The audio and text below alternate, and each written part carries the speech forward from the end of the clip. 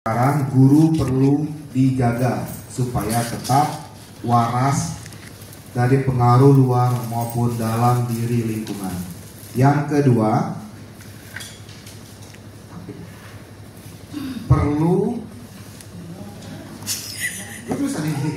memahami kondisi diri sendiri agar kita sehat secara mental. Yang kedua, yang ketiga, tetapkan target yang realistis dalam sekolah dan bekerja agar tidak terlalu jauh. Kita berharap pada ekspektasi yang tidak bisa dijangkau. Yang keempat, serta pemahaman kita sekarang guru untuk bisa belajar memahami perkembangan remaja, terkhususnya peserta didik kita. Yang terakhir, review kita yang kemarin, dengan adanya program Roots di sekolah membantu guru dalam menyelesaikan masalah siswa yang menjadi korban bully. Nah, itu untuk preview kita kemarin kegiatan kita yang pertama di hari Senin. Untuk mengefisiensikan waktu sebelum masuk ke materi, saya ada sedikit pantun. Cakep, belum. Jalan-jalan ke Mudani. Cakep. Jangan lupa membooking tempat. Oh, asik. Sik. Bapak Ibu, semangat hari ini. Oke. Mari jaga mental kita biar sehat. Amin. Oke, siap. Sekian dari moderator kami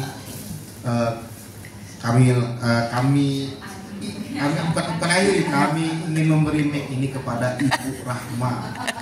Ibu Rahma, kami persilakan. Baik, tepuk tangan dulu dong buat moderator. Oke. Baik, bismillahirrahmanirrahim. Assalamualaikum warahmatullahi wabarakatuh. Waalaikumsalam warahmatullahi wabarakatuh. Gimana kabarnya pagi ini? Alhamdulillah sehat. Oke, alhamdulillah sehat ya. Terus gimana semalam istirahatnya? Sehat ya? Nyaman? Nyaman. Ada yang tidur kepikiran pelatihan? Ada yang kepikiran kuning. Pasti ini masih belum berdamai ya. Nanti ya Pak ya, RTL-nya adalah sekolah membuat kartu merah, kuning dan hijau.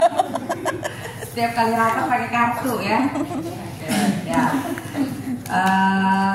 Hari ini adalah materi hari kedua ya. Kita akan menyelesaikan beberapa topik dari mulai topik berapa nih? Kelima sampai ke-9, kemudian ditambah materi tentang adiksi atau narkoba, ya, adiksi kecanduan narkoba gitu. Nah, kemarin kita sudah banyak membahas, hari ini kita mulainya lebih cepat agar kita bisa menuntaskan materi sesuai dengan waktunya. Kena protesnya sama pasangannya kemarin pulangnya 4:30. Enggak, atau orang tuanya. Ah, kenapa? Aduh, curhat lagi. Enggak itu ya. LDR. Soalnya Bu Fitri jam 16.01 udah masuk WA Pak Win, udah selesai kegiatan. Iya. Ya, jadi hari ini kita mulai dengan topik konsekuensi medis. Kok belum muncul? Oh iya, terima kasih atas reviewnya ya tadi. Itu dibikin oleh siapa itu reviewnya? Nah, kenapa bukan Ibu yang maju? Iya, kan kita tim Bu. Giliran gini aja kita tim. Oke, bagus ya. Tapi dari materi kemarin apa yang paling terasa mengena atau yang paling diingat lah? Apalagi? Ya itu sih yang paling berkesan, soalnya sudah mengakar ya? Oke. Terus apa lagi? Yang paling ya namanya psikoedukasi itu ya, penelitian pun mengatakan bahwa ketika kita ikut paling rata-rata peserta itu hanya menyerap 30%-nya.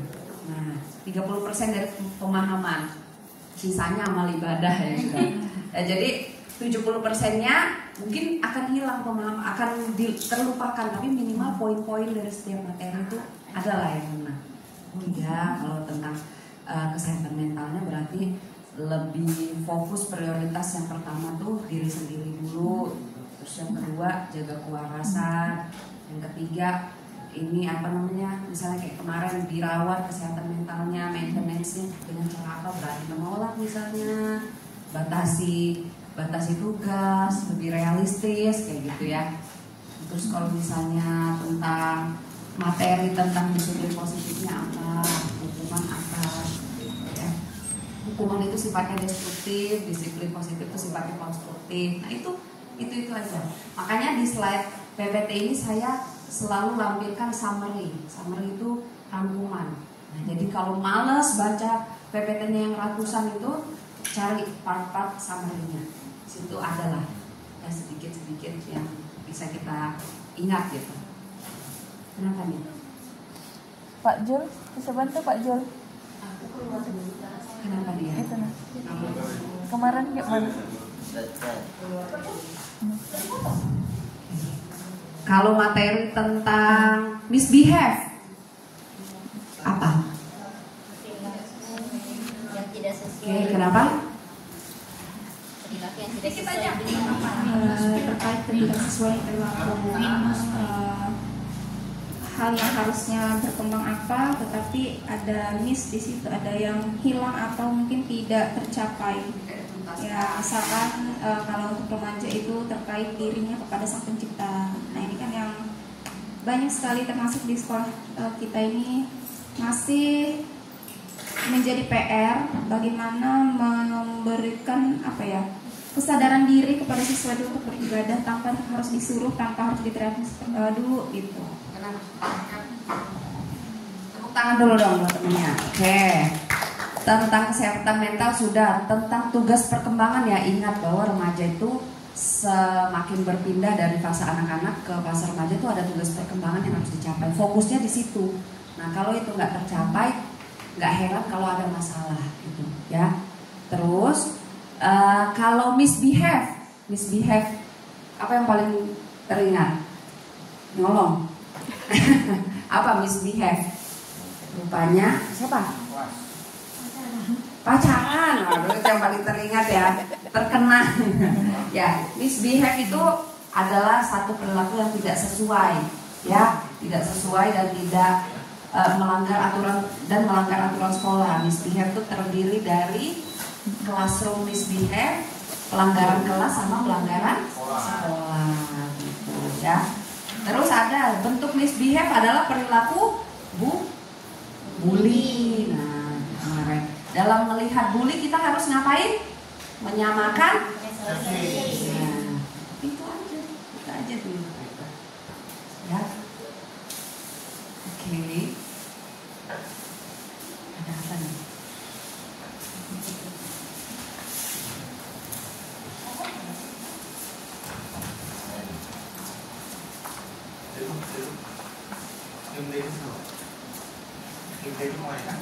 Iya.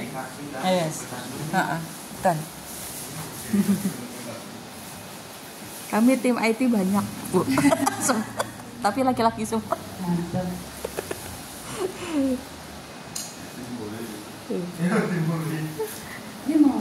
Kalau yang perempuan tim volley. Tim hore. Nah, itu udah bisa. Oke. Terima kasih.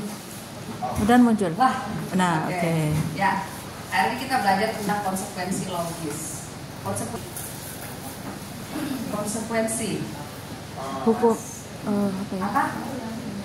Kenapa? Kenapa konsekuensi?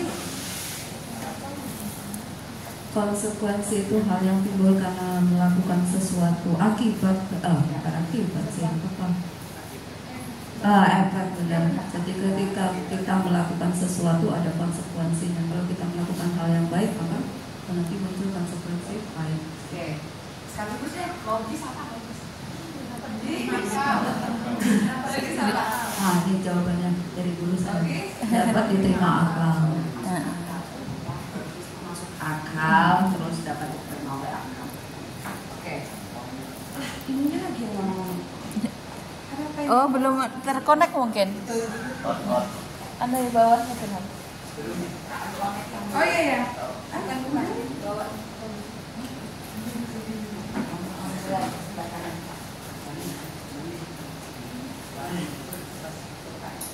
Oke.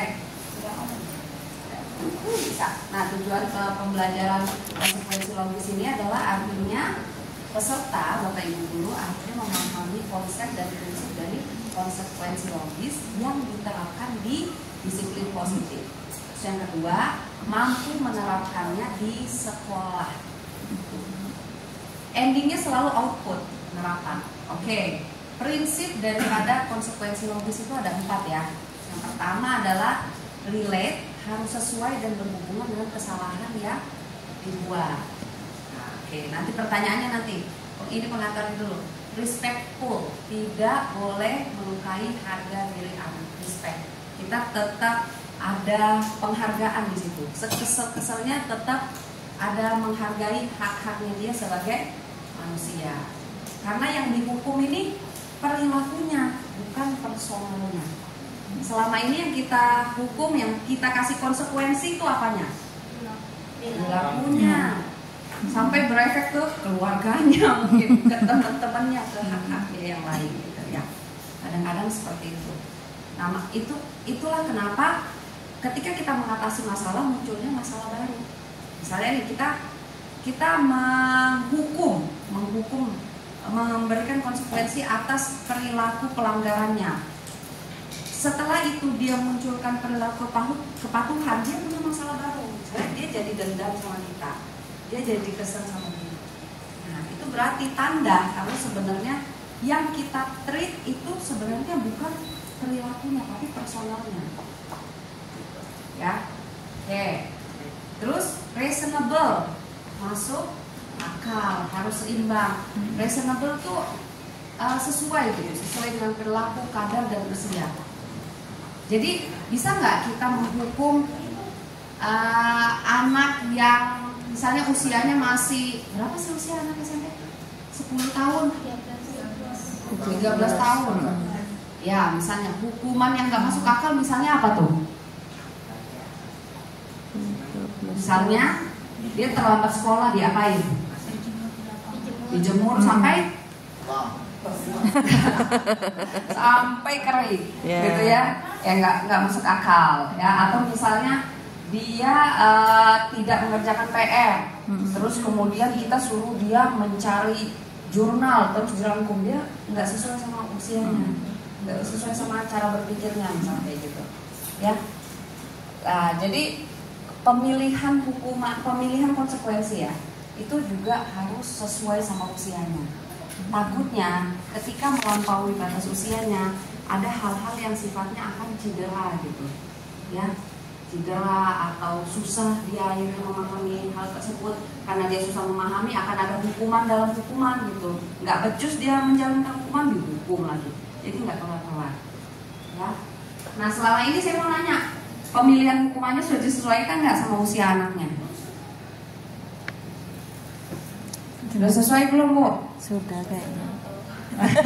Sesuaikan mapel atau sesuaikan emosi kita? Iya enggak? Oke. Enggak sesuai, kenapa enggak sesuai? Tidak sesuai dengan kita punya emosi, Pak. Iya. Karena mengingat dia juga manusia, jadi kita tidak sesuai dengan kedudukannya. Mau dipukul aja, tapi tidak ditahan aja. Tidak dipukul. Iya, benar. Ngalah sama ini ya, perasaan, benar, perasaan sendiri. Nah, pernah tidak dalam menghukum, coba ya ingat-ingat pengalaman seharian, pernah tidak dalam menghukum kita tuh dalam kondisi yang tidak objektif? Misalnya kita lagi apa ya, dari rumah tuh ada masalah, ini pas banget nih dia bikin pelanggaran, coba aja, ada nggak kayak gitu? Pernah? Pas banget nih ketemu objeknya, hajar ya, atau dilampiasin gitu, keselnya ke anak di rumah misalnya, keselnya ke orang di rumah, ini yang jadi sasaran. Pernah nggak kayak gitu? Nggak pernah. Nggak pernah sampai kayak gitu. Pernah nggak? Pernah, Bu, tapi perasaan enggak gitu. Perasaan enggak, tapi pas dilampiasin kok puas ya. Ya udah iya berarti. Ya. Nah tanpa disadari kadang-kadang kita membawa emosi yang ada di rumah itu ke tempat keurusan kerja, ya. Dan anak-anak ini kan nggak tahu apa-apa ya kadang-kadang. Nah dia triggernya, nah dan dia nggak tahu kita kenapa gitu. Kita taunya marah-marah aja, ya. Kita taunya menghukum dia dan tidak sesuai pemilihan hukumannya. Oke, lanjut. Dialogis, membantu anak untuk memperbaiki diri. Jadi sekolah tuh tempatnya anak ngapain sih? Belajar. Terus main. Terus ya, iya. Di sini kan ada pendidik ya. Jadi dididik, apanya yang didik karakternya. Jadi jangan sampai dia datang ke sekolah tuh hanya mendapatkan treatment hukuman aja. Terus dia pulang dengan muka batin. Jadi tujuan utama daripada sekolah tuh nggak dia rasakan gitu, ya. Ada nggak? Coba pengalaman pribadi, ada nggak dulu yang kayaknya sebelum aku masuk SMP aku nggak ada tuh masalah luka batin kayak gitu, trauma sama guru apa gitu. Tapi ketika aku sekolah ini kok aku mulai trauma ya, berteman sama banyak orang misalnya. Kita mendapatkan luka batin itu di sekolah, ada nggak orang kayak gitu? Patah hatinya tuh justru di sekolah-sekolah gitu. Ada nggak? Kita pas jadi murid, seorang guru itu kan bijaksana karena dia merasa pernah menjadi murid. Apa? Coba, boleh nggak cerita? Walaupun ini membuka luka lama nggak? Iya nggak? Iya. Maaf ya, nanti bantu rilis, nanti bantu tahu.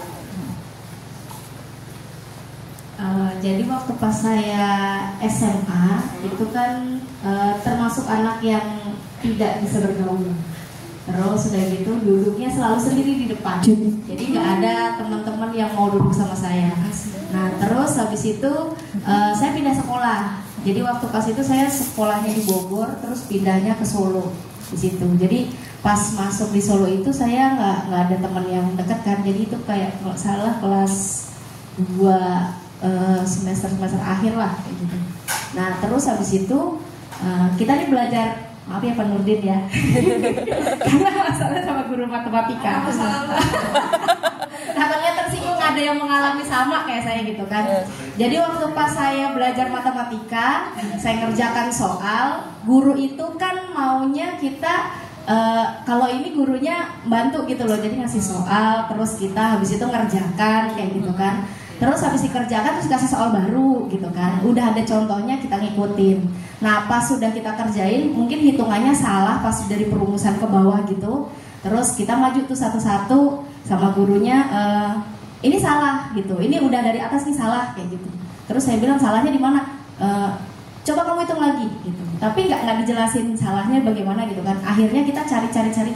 Adalah satu temen nih ketua kelas gitu. Saya juga kurang kenal dia gitu. Tiba-tiba teman di sebelah itu bilang di belakang, coba tanya sama itu gitu kan. Ya sudahlah saya deketin terus saya tanya. Nah terus udah gitu saya tanya, dikasih tuh rumusnya. Ini begini ngitungnya gini. Terus saya ikutin. Sesudah saya maju, padahal jawaban dia sudah dibenerin sama guru itu. Pas saya maju, gurunya bilang ini salah gitu. Loh kok salah bu gitu. Iya salah ini, pokoknya diganti gitu. Terus udah gitu saya mikir, kok salah? Terus saya balik lagi, ini kata gurunya salah gitu. Coba hitung lagi gitu. Loh kan sama sudah ini modelannya gitu kan, saya juga udah paham gitu. Terus udah gitu saya balik lagi lah nuntut gitu kan, bu kenapa ini salah kayak gitu. Ya pokoknya salah, ini nggak sesuai sama yang ada di saya jelaskan kayak gitu. Tapi salahnya di mana bu kayak gitu. Ya pokoknya salah, ini pokoknya diulang lagi. Nah sesudah itu besoknya begitu terus, setiap kali belajar matematika kan saya karena pikir dia itu bisa, ya sudah saya ke dia lah ketua kelas itu. Sampai akhirnya saya tahu apa permasalahannya. Ternyata ketua kelas saya itu les sama guru matematika tersebut.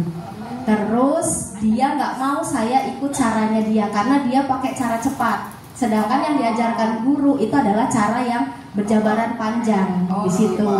Nah jadi habis itu saya jengkel lah gitu. Kenapa nggak dijelasin gitu? Akhirnya kita taunya dari teman-teman lain. Terus ketua kelasnya bilang gini, kenapa kamu tuh kalau maju sering disalahin gitu? Karena saya tuh les sama guru ini, jadi habis itu kamu maju itu nggak boleh karena itu rahasianya beliau gitu kan. Kalau kamu mau harus les sama guru tersebut kayak gitu kan. Jadi dari situlah akhirnya saya nggak mau ngambil IPA, walaupun sebenarnya guru BK saya sampai guru-guru yang lain memaksa, kamu tuh cocoknya di IPA, enggak, saya nggak mau IPA karena waktu pas saya zaman SMA kita tuh nggak ada belajar matematika kan kalau di IPS dulu gitu, jadi kita hindari itu. Nah sampai di IPS tambah lagi traumanya, tapi itu yang bikin saya akhirnya kekeh dan ambil mata pelajaran yang saya ambil. Waktu pas itu saya debat dengan guru sejarah, saya banyak ngomong, dibilangnya kamu tuh banyak ngomong, mending baca aja, digituin. Terus akhirnya saya baca, akhirnya saya ya sudahlah, daripada saya berdebat sama guru, saya ngambil jurusan sejarah aja lah kayak gitu. Nah jadi itu yang buat saya motivasi mungkin. Oh iyalah, dari situ saya ada yang ditempa di situ. Di situ. Terus menarik nih. Terus saya mau nanya nih, dari ketika jadi siswa seperti itu kan, memang cita-citanya mau jadi guru ya? Kalau cita-cita jadi guru enggak. Cita-citanya sebenarnya mau jadi penari, seniman. Oh, oke. Gitu. Nah, ini nih sebenarnya menunjukkan kalau kadang-kadang egonya guru itu membuat bias di siswa. Egonya guru tuh membuat siswa jadi ragu sama kemampuannya sendiri gitu. Dia misalnya ada sentimen pribadi, misalnya karena rumus cepatnya tuh diketahui sama anak yang nggak les sama dia gitu kan. Ya nggak apa-apa, maksudnya kalau memang banyak jalan menuju Roma anak kuning. Jadi ya maksudnya berarti kita sebagai guru juga harus menerima kalau misalnya siswa kita punya cara-cara yang mukanya lebih hebat daripada kita, ya apalagi anak Gen Z. Kadang guru itu datang ke sekolah, dia merasa dialah yang pendidiknya, tapi seberapa sering kita datang ke sekolah, kita yang belajar dari siswa. Maha gurunya tuh rupanya mereka. Dan disitulah belajar Bu. Jadi kalau ada anak, saya enggak nilai dia harus bisa, tapi setidaknya kalau kamu sudah bisa mengerjakan itu udah luar biasa. Di situ ya. Kalau datang ke sekolah, coba datanglah dengan mindset bahwa sebenarnya kita nih di satu situasi kita nih muridnya, di satu situasi kita gurunya, di satu situasi mereka gurunya, di satu situasi kita yang belajar dari mereka.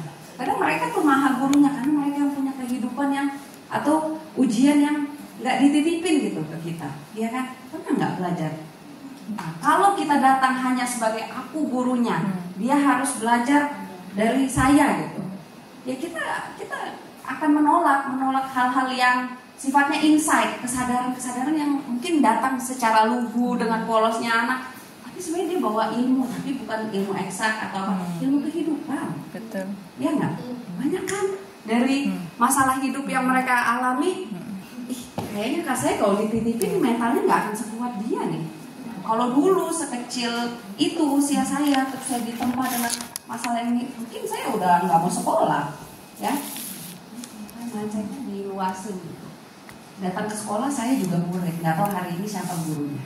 Bisa jadi si anak yang saya anggap nakal, gitu. Ya. Dan belajarlah nanti karena sudah mengalami nggak enaknya didominasi sama egosentrisnya guru, ya. Belajarlah jadi guru yang tidak memaksakan super egonya tuh ke siswa. Ya, besar sekali loh yang dikorbankan oleh Ibu siapa? Ibu Dewi ini sampai harus mengganti cita-citanya gitu, mengganti jurusannya, padahal sebenarnya mungkin secara kemampuan otak, kemampuan minat itu di bidang ini IPA gitu ya. Sanima, ya, yang tadi kata gurunya tadi kan, sebenarnya mau masuk IPA tapi nggak jadi. Ya. Nah itu, sebenarnya itu, terus akhirnya di posisi dia harus diyakinkan tentang minatnya, dia malah diberikan trauma. Masih kesal nggak? Ya kalau sekarang sih enggak sih, cuman pikirannya ada yang mungkin bisa jadi seniman dulu mungkin. Iya benar ya. Tapi ya karena kan zaman era saya itu kan dulu sekolah seniman itu kan dianggap politik. Jadi itu yang menghindari, lebih baik jadi guru lah, cari aman. Iya. Ya, karena udah kadung nyebur berenang lah ya. Oke. Dekatnya sih, kan kemarin pilihannya kalau mau jadi kemarin kan ambil UNJ sama UNJ seni. Terus habis itu guru BK-nya bilang kalau mau ke sana berarti kamu harus tes. Nah, apa Pak saya tes? Cuma habis itu orang tua dari keluarga itu kan di Jawa ini sensitif sama seniman gitu. Karena ya itulah karena berhaluan dengan politik itu bergeseran. Jadi habis itu pilihannya cuma dua, mau ke apa PKN atau sejarah. Jadi saya bilang kalau sejarah kayaknya ada kaitannya sama seniman ya. Jadi saya ke sana aja deh yang lebih dekat. Ya kebetulan alhamdulillah masuknya di sini. Bagus. Jadi sebenarnya bisa aja kalau dilihat ini ya sejarah hidupnya nih kayaknya tipe yang bisa beradaptasi aja sebenarnya ya. Cuman kan lebih enak kalau kita masuk di bidang yang kita minati. Jadi kita sepenuh hati gitu. Kalaupun terlanjur nih jadi guru, awalnya nggak mau jadi guru tapi akhirnya ya udahlah, akhirnya jadi guru. Jangan ini ya, jangan akhirnya nggak loyal gitu gara-gara misalnya dulu kan pengennya jadi ini gitu, pekerjaannya pengen lebih ke bidang apa, misalnya perbankan, tapi ujung-ujungnya nyasarnya ke guru, ya udahlah. Nah di guru ini kan jadi nggak loyal dan sebagainya gitu, itu jangan sampai gitu ya. Maafkan lah guru matematika itu ya, nolong nggak dia?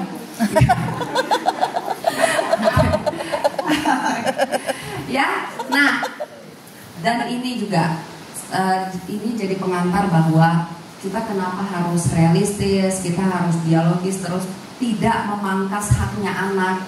Gitu. Jangan sampai ego kita ini itu memberikan sentimen sama minat-minat dia di bidang tertentu.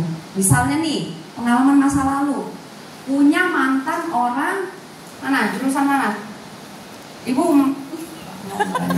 ya ini mantannya yang banyak mantannya siapa di sini? Bali. Ayo Pak, coba. Kasih Mantannya orang mana? Ini masalahnya mengantar seperti ini tuh harus logikanya tuh harus analoginya tuh harus relate.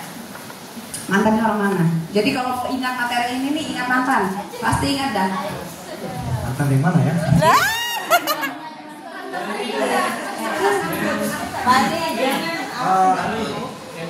Jurusan yang itu. Iya, dulu pas kuliah mantan jurusan lah, jangan di SMA SMP ya. Iya kuliah.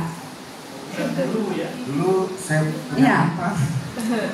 Pas saya PPL. Aduh, di KKN. PPL. Nah, PPL. Jurusan? NIPA, oke. Gitu aja. Itu yang paling berkesan ya berarti ya. Oke.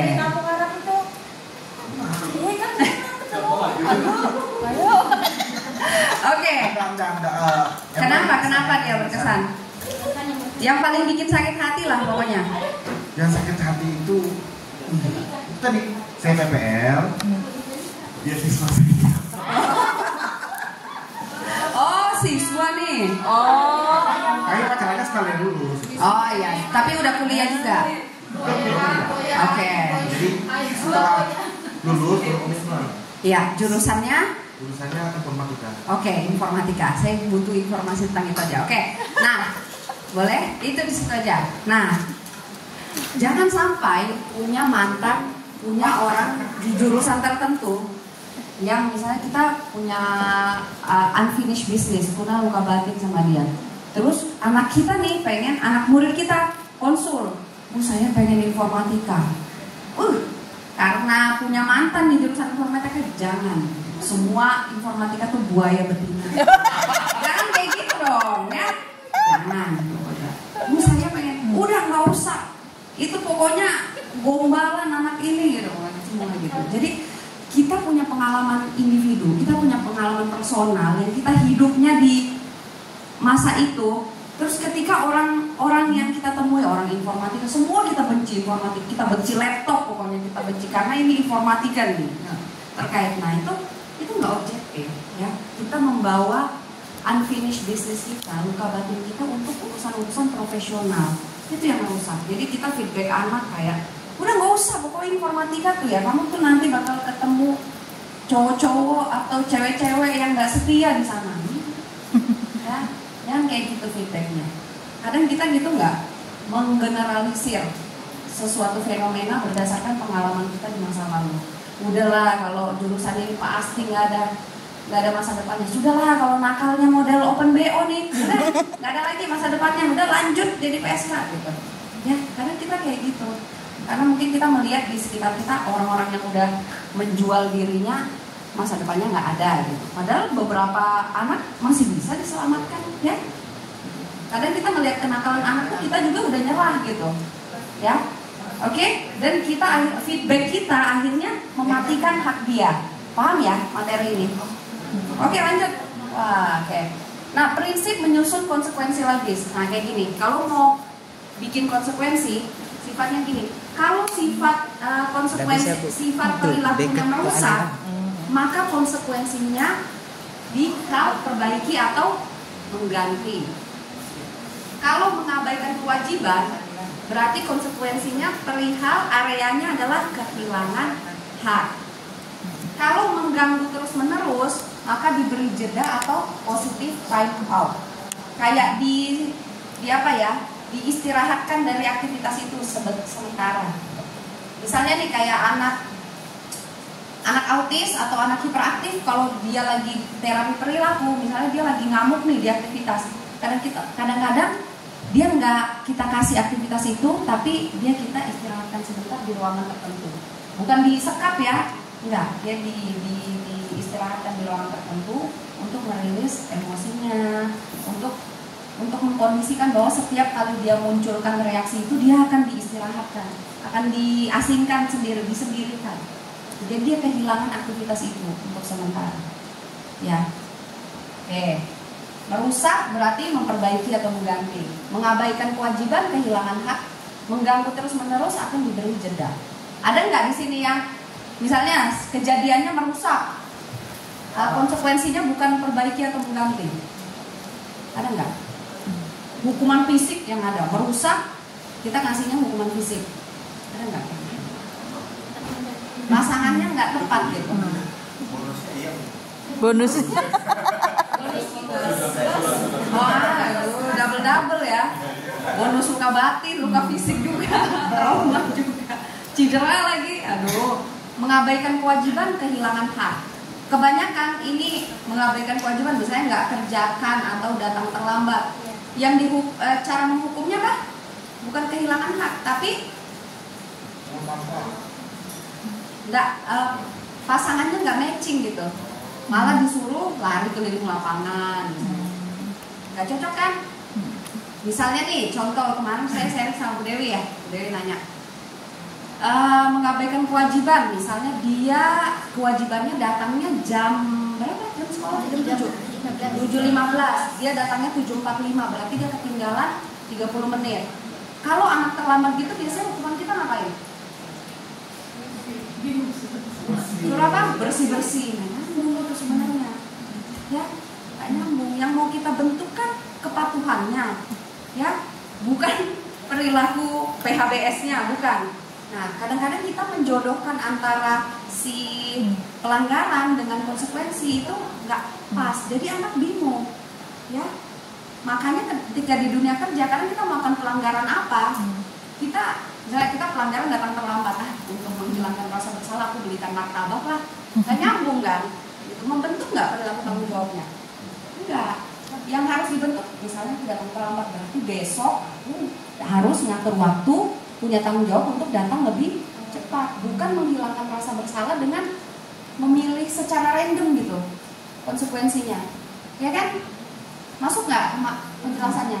Karena salah menjodohkan antara perilaku dan pelanggaran dan konsekuensinya, akhirnya tidak terbentuk perilaku tanggung jawabnya, kesadarannya. Karena sejak sekolah sudah dibuat bingung. Pasangan antara pelanggaran dan konsekuensi itu nggak match, ya, nggak pas gitu, ya kan? Kayak kemarin nih, misalnya pramuka masih dicontoh itu datang terlambat, 30 menit terlambat, disuruh lari keliling lapangan di pelajaran olahraga misalnya, ya kan? Oke lah kalau di pelajaran olahraga, kalau aktivitasnya pas lagi olahraga, oke, masuk. Kalau pas olahraganya lagi lari, cocok gitu keliling lapangan. Harusnya apa? 7.15 dia datang 7.45. Berarti apa harusnya pasangannya?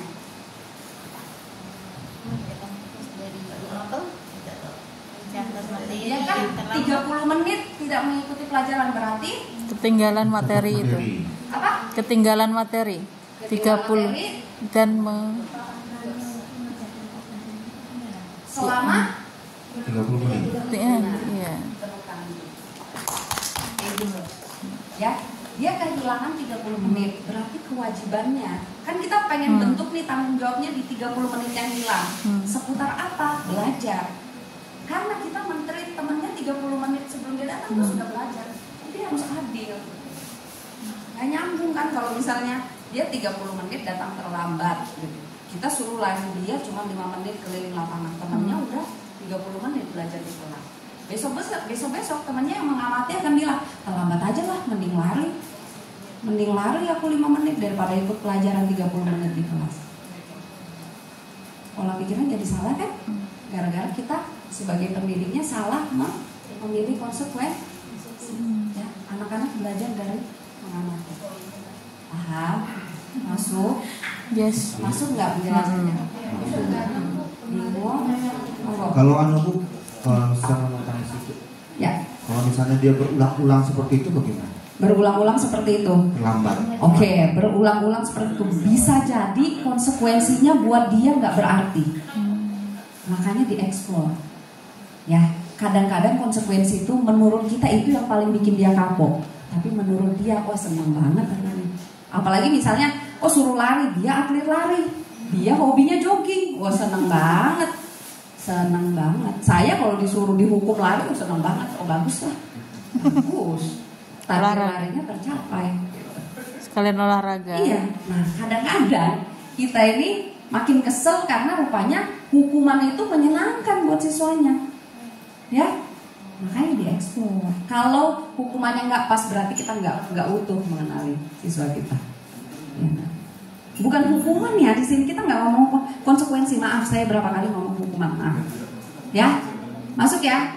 Berarti dieksplor, bukan yang bikin kapok, tapi menginsight lewat aktivitas itu ada kesadaran yang kita kirim tanpa menceramahi. Oh, berarti kalau aku waktu ujian aku terlambat 30 menit, berarti untuk 100 soal yang bisa dikerjakan 1 jam aku cuma punya waktu setengah jam. Nggak ada waktu tambahan. Iya gitu. Nah, Bapak nyolong jawaban teman. Oke ya. Masuk nggak penjelasan ini? Ya. Sip ya. Sip. Nanti kita belajar untuk mengeksplor anak-anak tuh maunya peraturan yang gimana. Makanya terlibat, jangan kita aja. Kadang guru tuh merasa dia yang paling tahu. Itu tuh susahnya. Block mindsetnya tuh harus dirubah gitu. Ya. Oke. Lanjut. Contoh penerapan konsekuensi logis. Kalau yang reasonable, reasonable. Logis, konsekuensi logis yang dibersihkan hanya meja yang kotor. Misalnya ada yang menumpahkan air di meja, konsekuensi logisnya adalah yang dibersihkan hanya meja yang kotor. Kalau selama ini gimana? Misalnya yang dicoret dinding, yang disuruh ngecat satu sekolah gitu. Kan nggak logis. Nanti datanglah dampak yang selanjutnya, orang tuanya komplain anaknya dipekerjakan, ya kan? Karena konsekuensinya nggak logis. Ya. Terus hukuman, kalau sifatnya konsekuensi logis yang dibersihkan hanya meja yang kotor. Kalau sifatnya hukuman membersihkan semua meja satu sekolah. Ya. Nggak objektif kan? Ya kan? Terus relate, berhubungan dengan kesalahan. Kalau konsekuensi logisnya membersihkan, ini sebutlah case-nya adalah menumpahkan air dalam meja ya, di atas meja. Itu aja satu kasusnya ya. Kalau kita lihat dari prinsip reasonable, kalau pakai konsekuensi logis, maka guru akan hanya menyuruh anak untuk membersihkan meja yang kotor. Nah, kalau sifatnya hukuman, guru akan mengarahkan anak untuk membersihkan semua meja. Kalau relate, pakai prinsip relate, berhubungan dengan kesalahan. Konsekuensi logisnya membersihkan meja yang sudah dikotori. Kalau hukuman, nggak nyambung nih. berdiri di depan kelas. Kadang gitu kan, ya kan? Kan terkadang anak tuh kalau misalkan dia nggak mengerjakan tugas, artinya biasanya ini dari terakhir kalau misalnya mau kenaikan tuh. Nah terus udah gitu di saat kita minta dia selesaikan, itu dia mulur-mulur waktu tuh sampai di batasnya. Habis itu kita nego lah sama anak itu. Kalau gitu ngomong apa? Terus dia misalkan kita ambillah tenaganya gitu. Apa lah Pak, saya bersih-bersih aja, atau saya ngecat, atau saya apa lah. Kebanyakan mereka mampunya di situ. Nah terus apakah itu artinya akhirnya kita kan berpikir memang tadi Ibu bilang itu nggak sesuai, nggak relate dengan apa yang kita inginkan sama apa yang ingin diselesaikan kayak gitu. Tapi akhirnya anak bisa di situ, maksudnya bisa dikerjakan di pekerjaan lapangannya, itu sudah itu tenaganya kita pakai kayak gitu. Akhirnya kita ngambil nilainya di situ. Nah, kalau misalkan seperti itu kan artinya ya tadi itu setelah nanti dia terjun ke masyarakat, dia tidak bisa tidak bisa membedakan mana itu yang namanya kalau dia melanggar berarti saya harus ngelakuin apa ya, kayak tadi Ibu bilang mungkin. Jadi akhirnya saat dia terlambat dia mungkin nyogok, memberikan martabak, terus akhirnya adalah ketimpangan di mana saat dia terlambat ujungnya udahlah nggak apa-apa kalau cuma potong aja, besok kan bisa cari tempat yang lain. Nah kan itu yang kita harus bangun mindset dari siswa bahwa kita nggak bisa seperti itu, tapi yang bangun ke siswanya itu yang kadang kita agak sulit gitu, karena mendapatkan pemahaman ke siswa dengan cara nggak apa-apa Pak, tenaga saya aja lah yang dipakai gitu kan. Akhirnya kalaupun nanti ujungnya kita bilang sama nah sebenarnya itu nggak seimbang dengan apa yang kamu harus selesaikan sama yang harus kamu kerjakan. Tapi kalau kamu memang maunya di situ, kadang saya sih di kelas itu selalu bilang apa yang kamu kerjakan di kelas, apa yang kamu selesaikan itu akan berimbas di masyarakat gitu. Karena apa yang harus kamu lakukan, kayak misalkan kamu terbilang anak nakal, kamu terbilang anak yang tidak rajin, tapi ternyata nanti pas di masyarakat dia ada loh yang jadi pemimpin RT, pemimpin dari kelompok sebuah ormas yang mungkin penting kayak gitu. Tapi akhirnya kan kita jadi terdiam aja sudah kok begitu ya, nggak sesuai. Nah jadi maksudnya bagaimana caranya mindset menyikapi itu tanpa disadari. Cerita tadi menggambarkan bahwa gurunya yang dinego, ya, siswa itu tidak melihat aktivitas bersih-bersih sekolah, aktivitas nukang di sekolah itu sebagai hukuman, ya. Dia bernegosiasi di situ. Daripada aku kerjakan tugas, mending aku bersih-bersih sekolah. Nah, dia datang ke sekolah itu mau pelatihan kerja atau mau pendidikan. Nah, itu kadang pahamkan, tarik lagi anak itu mindsetnya, tarik ke garis normal bahwa, nah, kamu datang di sini itu untuk belajar, latihan skill itu mungkin bagian dari bakatmu. Jangan divalidasi, bukan, udah kamu bukan mau jadi tukang sih, bukan kayak gitu. Ngomong, oh bagus, berarti kamu udah ngerti tuh. Kamu punya bakat di bagian ini, ya, misalnya di bidang otomotif atau pertukangan gitu. Oh kamu anaknya suka kerjaan yang sifatnya lapangan. Tapi untuk bisa mengajarkan itu dengan baik, di dunia kerja kita butuh minimal memenuhi standar belajar di sekolah dulu. Cobalah nak, dicoba dulu, ya. Kan dia datang ke sekolah ini tujuannya untuk apa? Dididik tentang mengikuti aturan. Kalau bakat itu udah bawaan, Tuhan yang kasih dalam dirinya. Sebelum kita bertemu dia, bakat itu mungkin sudah ada, tapi kan bukan itu. Nah, ketika dia memilih aktivitas itu jadinya bukan hukuman buat dia, bukan konsekuensi, karena dia suka melakukan itu. Sama kayak yang tadi saya jelaskan, dikasih aktivitas lari, rupanya anaknya hobi jogging, gitu. Ya kan?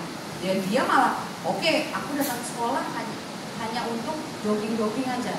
Apa outputnya pengen dia jadi atlet lari? Mungkin iya di satu sisi kita memperkuat bakat dia, tapi ada hal yang akhirnya kita lupakan karena dia akhirnya menego aturan, sedangkan aturan sifatnya berlaku untuk semua kalian, untuk semua, ya. Kadang kita lupa di situ, dan itu nggak membayar. Maksudnya aktivitas yang dia pilih itu tidak membayar kesalahan yang dia tinggalkan, ya. Akhirnya itu tadi yang Ibu bilang, membentuk perilakunya di tempat kerja. Ya, akhirnya kayak apalah aku nggak ngerjain kerjaan kantor, bisa aja nih aku belikan kopi terus nanti ini. Ketika dia punya power, maksudnya nggak apa-apa sih bernegosiasi seperti itu nanti di urusan kerja, tapi jangan lupakan sekolah tuh ada misinya, pendidikan, karakter, ya. Kita harus meluangkan waktu. Iya benar, coba deh ngobrol. Ini nggak bisa, kalau misalnya kita kasih tugas, hanya kita tinggal, dia malah dia itu lebih mulu. Iya. Maunya kita tungguin kayak anak SD gitu, Iya. tungguin selesai di situ, akhirnya kita harus punya waktu lebih lah istilahnya. Karena dia selalu akhirnya anak itu yang mengontrol lingkungan berdasarkan egonya, kayak gitu. Jadi gagal nih misi pendidikannya untuk dia jadi nggak tahu aturan, kita yang diatur sama dia. Akhirnya bergeser nggak? Coba deh anak kayak gitu dikasih perhatian lebih, diajak ngobrol bahwa ada sesuatu yang salah nih sama kamu tentang cara berpikir. Datang ke sekolah tuh ada mindset yang harus kita tanamkan. Nah coba ngomong dari hati ke hati. Nah, dalam aktivitas ngobrol ke siswa seperti itu, saya mau nanya, pendekatan ke siswa yang nakal itu apakah dilimpahkan, siswa yang melanggar misbehave itu apakah dilimpahkan hanya ke wali kelasnya atau guru-guru lain juga ikut berkontribusi? Silakan. Terkait tentang siswa yang sering melakukan misbehave, apalagi saya wali kelas yang termasuk agak tanda kutip lumayan banyak di kelas saya, tapi sudah ada perubahannya. Dan ini terjadi sebulan atau 2 bulan yang lalu. Memang kalau guru SMA ini ya Bu ya, siswanya kan sudah berani mengungkapkan pendapat ya Bu ya. Ada 1-2 mereka belajar mapel. Nah, kalau dari versi gurunya satu kelas salah, jadi dihukum satu kelas. Nah, jadi saya cari tahu dulu kepada siswanya, apa kesalahan yang kalian lakukan sampai guru tersebut marah kepada kalian. Nah, siswanya bilang tidak logis gurunya Bu kepada kami. Ditanya capek, ya kami jawab capek, memang capek. Namun gurunya marah sama kami, jadinya semua satu kelas, padahal ada kelompok yang bagus gitu. Nah, jadinya kami semua kena Bu gitu. Nah, gimana lah Bu, sampai kalah, janganlah sampai kami nilai kami bermasalah katanya. Jadi saya bilang endingnya, karena saya tidak mau memperkeruh, saya bilang ya sudah, minta maaf. Endingnya kami selalu bilang minta maaf, padahal anak itu ingin ya yang salah itu dihukum aja Bu, kami yang tidak salah jangan minta maaf gitu. Nah terkadang memang mencari aman jawaban mencari aman, endingnya kami sebagai wali kelas itu siswa yang bersalah, iya gurunya, iya jadi siswa yang harus mengerti guru gitu. Harusnya kan timbal balik, harusnya yang salah ya yang diberi konsekuensi, yang tidak salah iya mendapat haknya. Nah jadi siswa yang tidak salah ini dia bersikeras ngata, saya nggak mau Bu minta maaf, kan saya nggak, kami kan nggak salah kelompok kami gitu. Jadi saya bilang ya sudah, demi kebaikan bersama, saya bilang begitu. Ya bersama sih yang saya katakan gitu. Nah tapi mereka nggak tahu lah ya, atau sudah selesai permasalahannya kepada enggak karena kan kebiasaan bukan kebiasaan, mencari jalan tengah biasanya kami kan Bapak Ibu guru, bagaimana supaya teratasi gitu. Nah jadi memang terkadang mungkin kan kesalahan bukan hanya di siswa aja, kadang seperti Bu bilang guru, kadang ego kami dari rumah, dari permasalahan pribadi kami lampiaskan tanpa kami sadari gitu. Nah bagaimana kira-kira Bu konsekuensi yang harus, itu sering sih terjadi, saya lihat sering terjadi, apalagi di kelas saya itu anak-anaknya agak aktif gitu. Nah gimana konsekuensinya untuk hal seperti itu? Kayaknya ini deh, apa namanya, itulah problem kalau kita tuh tidak menyamakan persepsi ya tentang datang ke sekolah ini mau ngapain gitu. Dan setiap orang memakai caranya sendiri-sendiri. Sedangkan lingkungan sekolah itu adalah sebuah sistem yang ada aturannya, ada standarnya. Tapi orang-orangnya memilih untuk menjalankan dengan caranya sendiri-sendiri. Dan mungkin ada di antara orang-orang yang mungkin dia memilih untuk loyal, tapi di satu sisi ada yang memilih untuk udahlah capek gitu kan. Nah jadi perbedaan motivasi, perbedaan loyalitas itu menjadi dinamika dalam sistem pendidikan. Nah tidak heran ketika anak datang rame-rame, mereka tuh menunjukkan mereka tuh demokrasi, mereka demokratis, mereka tuh menunjukkan bahwa mereka tuh menjadi orang yang berani ngomong. Tapi ketika menghadapi situasi itu kita nggak jadi problem solver yang baik. Iya, minimal validasi lah emosinya. Iya nak, kesel juga ya kayak gitu. Kita lah tempatkan diri kita di posisi anak nih. Misalnya kesel nggak kayak gitu. Kalau misalnya pas dulu kita jadi murid kayak gitu, saya kuliah, misalnya beberapa teman nggak ngerjain tugas, terus saya tiba-tiba dikasih nilai D, datang kami rame-rame di demo tuh si dosen gitu kan. Ya kenapa bisa begitu? Kan nggak adil. Akhirnya tanpa disadari kita yang ngikut egonya orang yang melanggar. Salah nggak akhirnya kayak gitu? Gurunya nggak salah mungkin, gurunya udah capek, mungkin udah di titik capek ya. Tapi tunjukkan apakah seperti itu menyelesaikan masalah pelanggarannya anak ini? Apakah membuat dia jadi punya rasa tidak enak akhirnya dia bertanggung jawab? Enggak juga, ya kan? Misalnya gara-gara 1 orang, 2 orang terus temennya kena, apakah temennya yang dapat 10 orang yang dapat nilai D ini gitu ya, sekelas misalnya 20 orang yang lakukan pelanggaran 5 orang, apakah si 5 orang ini akan punya tersentuh gitu ketika temannya dapat nilai jelek juga? Enggak, iya kan? Akhirnya pemilihan tindakan kayak itu nggak efektif berarti. Dan bisa jadi gara-gara 2 atau 3 orang kita mengorbankan motivasi belajar 20 orang siswa. Serem nggak? Kita membuat 20-nya ikut menjadi anak-anak yang suka melanggar juga. Oke lah kalau belajar nggak belajar kita dihukum, ya udah nggak ada perbedaan perlakuan, kita malas aja lah. Gitu ya. Kadang-kadang kita harus mengevaluasi ego kita atau pemilihan kita dalam konsekuensi. Ini efeknya apa ya ke depan? Oke, puas secara ego saat itu puas gitu. Kapok kamu gitu. Ya.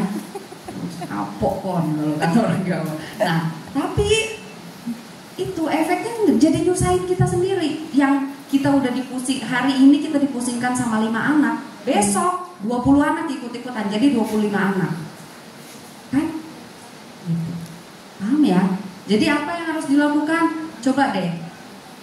Jangan ngambil problem solving, jangan membuat problem solving dalam kondisi emosi. Dan tidak semua masalah harus selesai di tangan kita. Harus selesai dengan cara pemikiran kita, sharing lah dengan guru lain. Ya. Nah, saya nih bertanya sama beberapa guru ya. Misalnya, kalau misalnya anak-anak melakukan kenakalan, pendekatannya gimana? Apakah selalu mengandalkan wali kelasnya aja yang mendekati si anak ini atau gimana? Kalau di sekolah ini penata laksanaannya, guru mapel, pokoknya guru mapel anakmu gitu ya. Nah, itu benar atau salah? Kalau biasanya di sini pertama kali guru mapelnya dulu.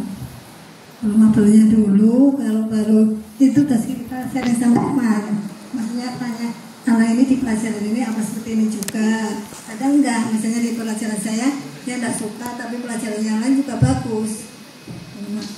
Jadi kita tanya bagaimana apa yang harus kita lakukan supaya anak ini bisa di pelajaran saya. Saya tanya sama teman saya kadang saya sama guru, baru kalau nggak bisa baru kelas. Oke. Itu udah benar. Tapi saya mau nanya lagi, apakah semua ini wali kelas semua di sini? Tidak. Apakah wali kelas saja saya tanya? Yang wali kelas siapa? Angkat tangan wali kelas. Apakah wali kelas, semua wali kelas merasa dekat sama anaknya? Bisa mendekati semua anaknya? Coba, yang katakan. Pak D, Oh. Tak kira Pak D, arahnya ke sana. Dulu tidak terlalu banyak lah mendekati. Tapi sebagian kalau yang terlalu bermasalah baru saya mendekati dia supaya lebih baik lagi. Kalau yang sudah baik ya jangan mandiri ya, tapi tetap dekati, tidak dipantau terus juga. Oke, saya pertanyaan kedua, bagus ya. Pertanyaan kedua, apakah Bapak ini merasa ada anak murid Bapak yang lebih dekat dengan guru lain dibandingkan Bapak? Ada. Yo, ibarat punya orang tua tapi anaknya lebih dekat sama orang tua lain. Coba jawab aja. Saya mau tahu fenomenanya. Saya mau tahu. Iya, ya kenapa, Bu? Karena mungkin Bu Martina ini lebih tahu nih kalau di kelasnya dia. Oke. Anak buah saya itu kebanyakan banyak yang dekat dengan guru-guru yang lainnya, akrab. Bapak gimana perasaannya? Saya biasa saja, Bu. Jadi yang dimana dia lebih senang dia curhat, silakan. Oke. Ya. Jadi saya tidak mau membatasi mereka. Yang mana dia suka berbicara dengan guru yang lain, alhamdulillah dia ada tempat curhat. Alhamdulillah beban saya. Ya, benar, Bu. Kalau dia ada sebagai siswa curhat, terima. Begitu juga di 12 IPA 6 buahnya Bu Dwi. Ada juga yang datang curhat juga ke saya, biarpun itu bukan wali kelas saya, Bu. Ya. Ada juga Bu Dwi. Kenapa Bapak merasa anaknya Bu Dwi ya, anak walinya Bu Dwi itu kok nyaman bicara sama Bapak, ngobrol sama Bapak? Ya. Menurut penilaian subjektif aja nggak apa-apa, nggak ada jawaban salah. Karena hobinya sama gitu. Sama hobinya. Karena misalnya sama-sama laki-laki kan Bu, atau saya tetangga deket kan nggak apa-apa kan, bareng. Masalahnya perempuan ini. Sebagian hobi, sama-sama hobi. Ya, jadi di situ mungkin dia enak ajak bicara. Nah, tepuk tangan dong. Oke, keren. Punya kesadaran yang baik untuk mengevaluasi. Silakan Pak Gede atau Ibu dulu.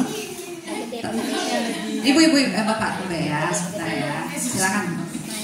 Bapak gimana? Bapak wali kelas berapa? Saya baru wali kelas 10. Udah baru 10 tahun. Kalau anak saya, karena saya walaupun ada masalah sedikit pun sekecil apapun, itu pasti saya tangani dengan saya menemuinya. Itu saya nggak tahu yang lain. Ya. Atau biasa bukan pertama mungkin face to face, tapi nanti otomatis saya harus ngomong di kelas supaya tidak ada melakukan kesalahan yang seperti mereka lakukan. Itu pasti. Kalau ada laporan dari guru ini, saya selalu ngomong ke mereka, bukan satu orang, berarti satu kelas. Yang sering saya. Mereka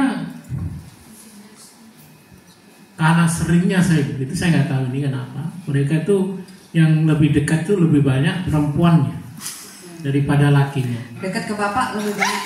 Iya. Kenapa? Kenapa spontan nih? Nyaman. Karena saya selalu mendisiplinkan mereka. Yang didisiplinkan itu lebih menjalankannya pihak perempuan daripada pihak laki-laki. Itu hampir. Karena ini saya sering mendisiplinkan mereka, walaupun kesalahan kecil pun mereka, saya tetap saya kadang-kadang ya ada yang memang sih teguran untuk satu kelas biar tahu semua. Biasanya kalau pelanggaran pertama mungkin saya enggak. Itu ada khusus mungkin saya panggil. Tapi kalau saya terus sudah berkali-kali itu saya akan sampaikan mereka ke siswa semua. Cuma kadang yang biasanya itu yang banyak menghindar itu pihak laki-laki, tidak sama sih, bagian yang biasanya yang bandel, yang malas, yang apa, itu biasanya begitu. Kalau saya, ya, tapi mereka kalau selama saya masih ya namanya nggak tahu lah, sama dari dulu dari kelas saya nggak tahu, ada banyak pengalaman yang saya dapatkan. Mau berantem kah, mau apa, orang tuanya marah kah, mau mukul saya kah, apa di depan umum, tapi saya rangkul aja mereka biar tahu, mereka biar ngerti bagaimana. Tapi mereka lama ini alhamdulillah, karena prinsip saya, kalau kamu bisa apa istilahnya, bisa saya suruh mau gitu, patuh, saya nggak mungkin akan menjerumuskan mereka. Karena saya pernah dulu punya wali kelas, ada satu kelas, satu itu kompak semua, saya nggak tahu, hanya untuk memasang apa istilahnya apa, presiden dan wakil presiden. Saya bilang tolong pasang, sampai berbulan-bulan, sampai 5 bulan nggak dipasang.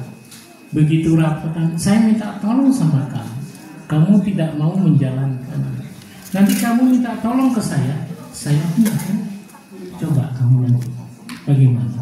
Saya bilang, saya urus kamu biar baik, bukannya saya akan menjatuhkan kamu. Berarti saya betul, tapi saya membuat kamu menjadi lebih baik. Kalau biasanya saya tuh mengajar itu lebih yang saya utamakan adalah mereka merubah karakter mereka. Sama apa? Saya tuh mengajarkan pelajaran saya sosiologi itu yang kedua, bukan yang pertama saya ajarkan. Yang saya ajarkan pertama apa? Penerapan nilai dan norma. Itu kuncinya. Kalau sudah mereka jalankan penerapan nilai dan norma, tidak akan ada masalah. Sadaran tentang nilai dan normanya itu yang saya paling utama. Maka saya terapkan di kelas saya bagaimana penerapan nilai dan norma yang saya terapkan. Walaupun sanksi itu, namanya sanksi pasti ada, walaupun dia kesalahan, walaupun berupa teguran aja. Dan sanksi itu mungkin ada yang ringan dan ada yang berat. Lalu berat yang begitu berat mereka lakukan. Tapi kalau mungkin pelanggaran berat, mungkin ya kalau di wali kelas mungkin saya tuh banyak yang apa istilahnya, ada yang masih muncul apa istilahnya, nggak mau berubah, kita dekati, kita kasih pengertian. Ya seperti saya bilang kemarin itu sampai berterus, karena di SMP-nya juga ternyata begitu, nggak berubah, dia dipindahkan. Makanya saya kasih mereka untuk dia lebih mengerti pendekatannya, tapi nggak berubah juga. Nah itu sampai orang tuanya saya telepon, dia orang tuanya sendiri yang mau sama saya. Setiap hari ada kejadian saya telepon, setiap hari nggak masuk saya telepon. Mungkin dia bosan dengan saya. Oke, baik. Kalau Pak Gede ini kayaknya tipenya tuh pantang menyerah ya. Pokoknya diulang-ulang gitu, diulang-ulang ininya, diulang-ulang pendekatannya gitu. Walaupun anaknya tetap nggak patuh, besok diulangin lagi kebaikan yang diulang-ulang gitu.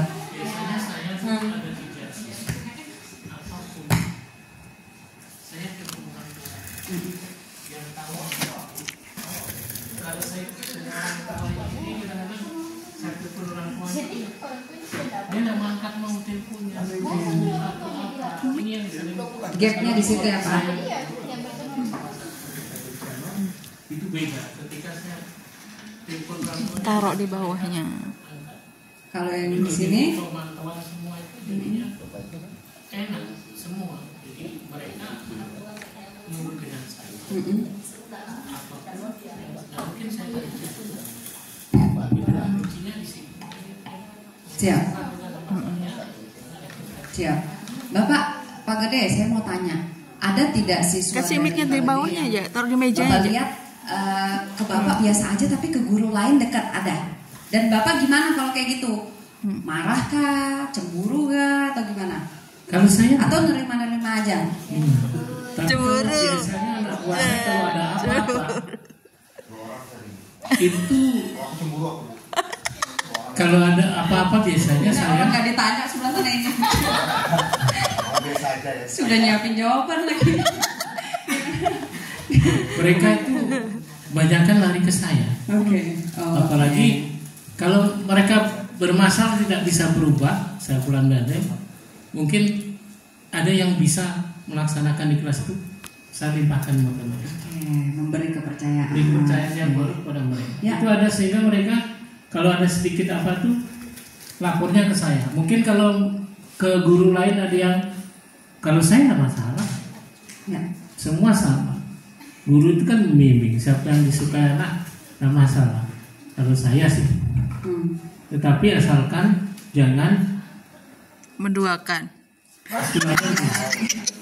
Ada guru yang disukai, pertama, ada guru yang disukai karena pas. Dia masih guru yang penting dia marah. Ada guru yang disukai tidak disiplin. Contohnya.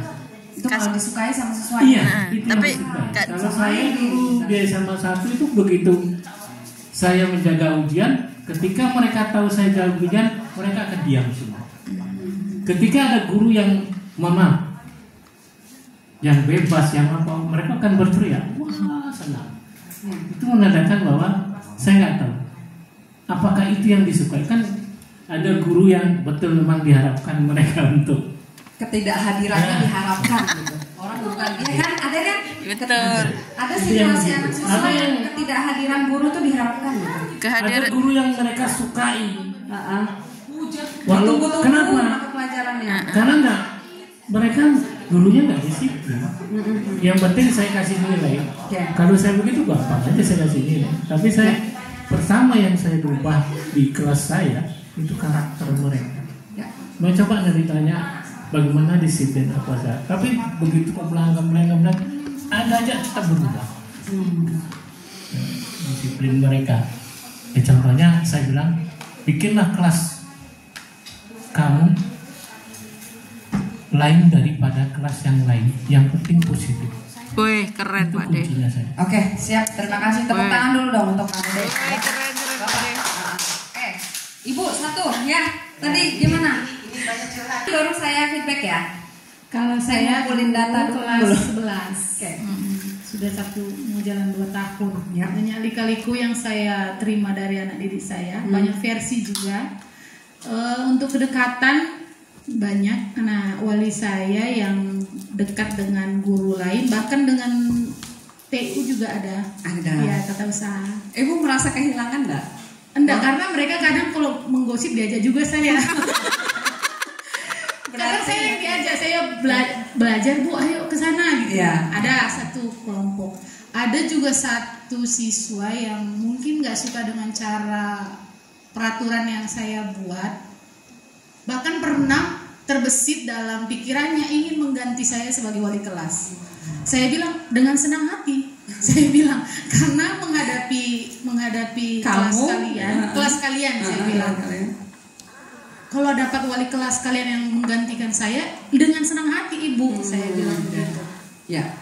Itu pernah ada juga, dan ada juga banyak siswa saya, ada terasa sudah hampir 6 yang keluar dari kelas saya, tapi pindah ya Bu ya, pindah. Okay.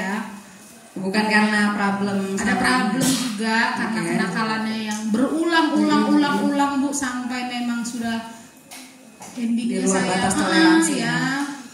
Sampai ada sekarang siswanya itu sudah ditangani oleh guru BK. Karena dari wali kelas kayaknya saya sudah angkat tangan ya kalau bahasa Indonesianya gitu ya. Nyerah gitu. Tapi tetap saya kontrol. Dalam arti saya komunikasi dengan guru BK, Bu, kalau dia ada melakukan kesalahan. Karena kalau dikembalikan lagi ke saya seolah-olah menurut dia masih ringan gitu kan. Jadi kesalahan saya limpahkan sudah ke BK. Jadi ada memang sudah perubahan anak tersebut untuk saat ini. Nah, pertanyaan selanjutnya, ada nggak anak kelas lain yang bukan anak wali Ibu yang dekat sama Ibu? Kalau misalnya ada apa-apa dia curhat masalahnya ke Ibu atau minta pendapatnya ke Ibu, ada nggak? Karena saya juga guru agama juga, kayaknya curhat biasa aja sih Bu. Kalau curhat tapi biasa. ada ya dari luar kan? Ada curhat biasa aja, biasa. Tapi kalau untuk saya hal mata pelajaran belum ada curhat tentang kehidupan ya, saya. dia minta belajar tentang kehidupan gitu, nah tentang cita-citanya gitu, nah. Tapi saya belajar juga tadi ibu katakan jangan gara-gara masa lalu ibu, jadi ibu menekankan. Jadi saya ternyata tertampar juga dengan bahasa ibu karena saya sering juga mengatakan kepada siswa saya, Bu, gimana cita-cita? Jangan ambil guru, saya bilang gitu. Iya, ternyata salah. Bisa jadi dia punya cita-cita menjadi guru karena dia melihat ketidaksempurnaan gurunya. Bisa jadi gitu. Maksudnya, saya punya misi nih, nanti kalau jadi guru saya nggak mau kayak guru saya, misalnya kayak gitu. Misalnya kan, ya namanya dorongan ya setiap orang yang jadi Pak RT terus dia bisa menggugah masyarakat, bisa jadi dia bakatnya situ atau dia memang punya pengalaman hidup yang membuat dia punya aku harus begini nih ya.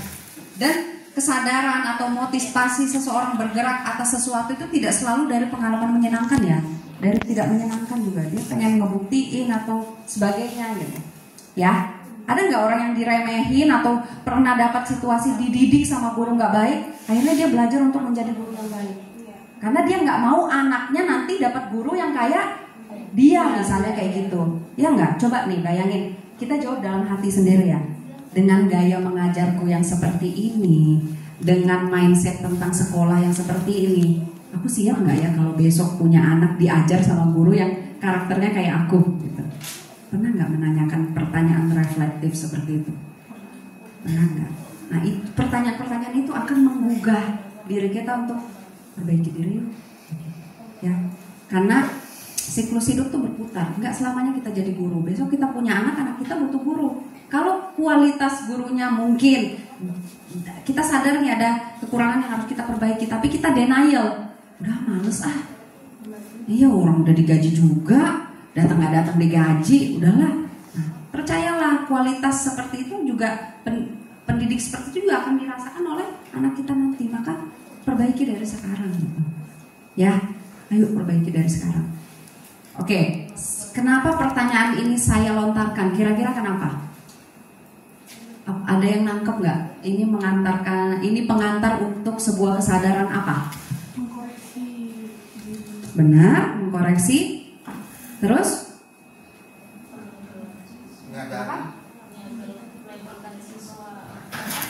Menyadarkan siswa bahwa tidak semua yang dilakukan oleh kita itu salah ataupun yang kita lakukan itu benar. Benar ya. Terus ini kan kita sama-sama ya. Sekolah itu kan sebuah organisasi. Jadi jangan hanya melimpahkan mindsetnya. Jangan ketika anak bermasalah tuh dilimpahkan hanya ke satu orang. Guru tuh punya hak kok untuk sharing. Punya hak untuk sharing. Karena setiap guru punya pembawaan nyamannya masing-masing. Misalnya ada murid yang suka sama gaya Pak Gede misalnya. Atau ada murid yang suka sama gayanya Pak siapa tadi?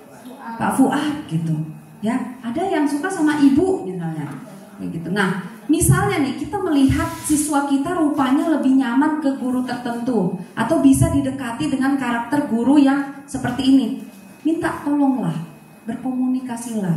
Dan guru yang dimintai tolong cobalah. Kalian nih lagi dikasih kepercayaan, misalnya ini jago bikin nyaman nih gurunya. Coba dong dekatin siswaku, tolong dong yang ini, ajak dia ngomong dari hati ke hati. Dia tuh kenapa sih sama aku kok kayak ada dinding gitu. Ya. Jadi dan guru yang dimintain tolong jangan kan bukan anak aku gitu. Kan bukan anak saya, bapaklah dulu gitu. Nah, ini nih kita nggak lagi hidup untuk kelas kita sendiri-sendiri gitu ya. Jangan pakai ego kelas di sini. Alur koordinasinya tetap jelas. Kita cobakan dulu. Tapi ketika kita merasa saya ke anak ini kok kayak ada tembok ya, kayak nggak bisa masuk gitu. Dia kok takut ya ngobrol sama saya. Mungkin karakternya nggak cocok. Mungkin dia ada luka batin sama saya. Itu harus diakui. Saya pernah marahin dia jadi nggak bisa terbuka lagi. Saya perhatikan dia ini dekat sama Bu Yani. Bu Yani datang dah bawa martabak, bawa kopi. Coba Bu Yani dipijat, Bu Yani tolong dong, ini ada anak saya nih. Kayaknya kalau saya perhatiin deket nih sama Bu Yani. Bisa nggak bantuin saya? ya, dan bantunya jangan maksa. Bu Yani saya serahkan masalah itu ya dengan sepenuh hati gitu ya, bukan gitu. Jadi lewat Bu Yani lakukan pendekatan kayak gitu, harus kreatif, bangun sistem harus kreatif. Jadi Bapak Ibu nggak merasa semua masalah 30 siswa di kelas tuh aduh hari ini masalah ditanggung sendiri, dikeroyok bareng-bareng lah ya. Dan siswa juga punya keleluasaan untuk ditreatment dengan orang yang dia nyaman. Paham? Pernah terpikir ide ini? Monggo. Saya lupa ini yang saya lakukan. Mix. Saya sering juga berkomunikasi dengan orang tua, tidak ada ya. Karena mereka seringnya itu kadang-kadang orang tua itu mau berhubungan dengan saya itu takut, malu dan takut. Karena seringnya mereka, karena saya selalu seperti kalau di sini karena mungkin budaya mereka, lingkungan mereka, apakah karena status ada mereka Mendengar Pak dicurhat terus saya lapar. Kalau di kota di rata semua enak. Walaupun begitu sekali ini di kota juga ada juga. Gua senang kotaknya bagikan deh. Nggak apa-apa sambil lah. Iya. Karena teman-teman ini pasti trukri. Dia mau ketemu saja mereka sungkan. Di sini ada yang mulai baru-baru. Karena seringnya itu mereka mau ketemu saya nggak ada selain ya. Ini kesalahannya apakah pada saya, apakah pada orang tuanya? Karena kan saya hanya mendidik supaya siswa biar tahu di lingkungan di rumah. Iya. Jadi di sekolah saya mendidik.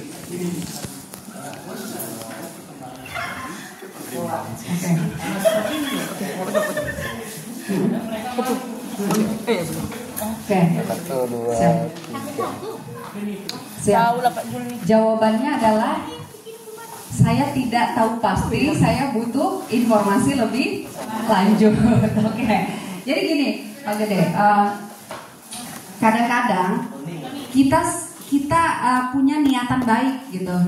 Tapi rupanya lingkungan di sekitar kita itu dengan asumsinya, misalnya sekolah Pak Gede nggak mau tahu, misalnya dia menilai padahal sebenarnya di niat kita nggak seperti itu.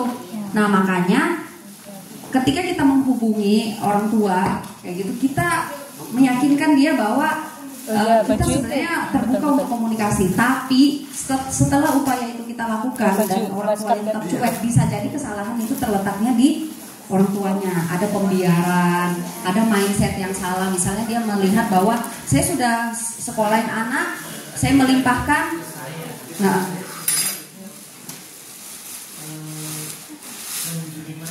ya.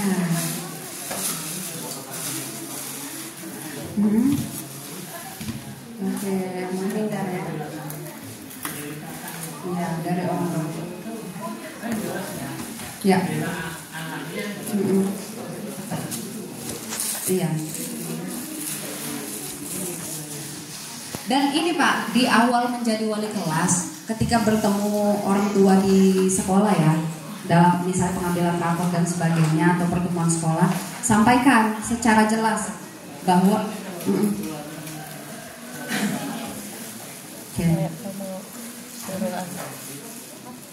timbal balik lagi dengan ditanya ke wali kelas yang dia tidak wali kelas biar tidak ada iri. Itu tanggapan juga. Satu berapa guru.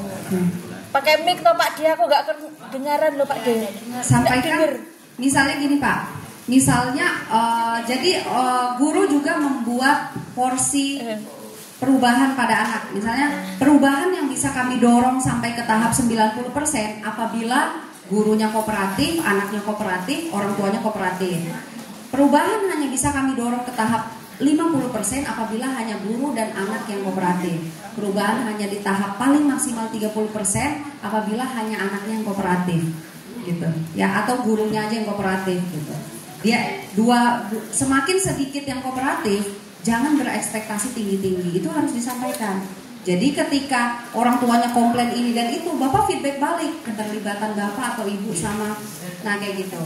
Jadi Bapak tetap dalam situasi yang netral saja gitu ya, kayak gitu. Tidak terbeban juga karena misalnya anak nakal nih apa sepenuhnya salah saya, enggak juga Pak, bisa jadi karena orang tuanya nggak kooperatif.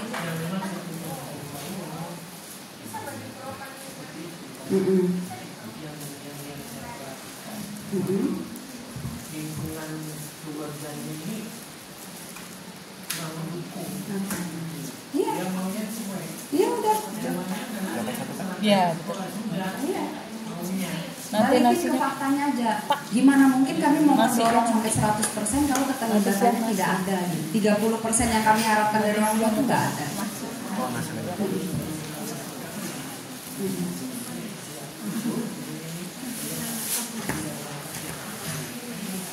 Oke.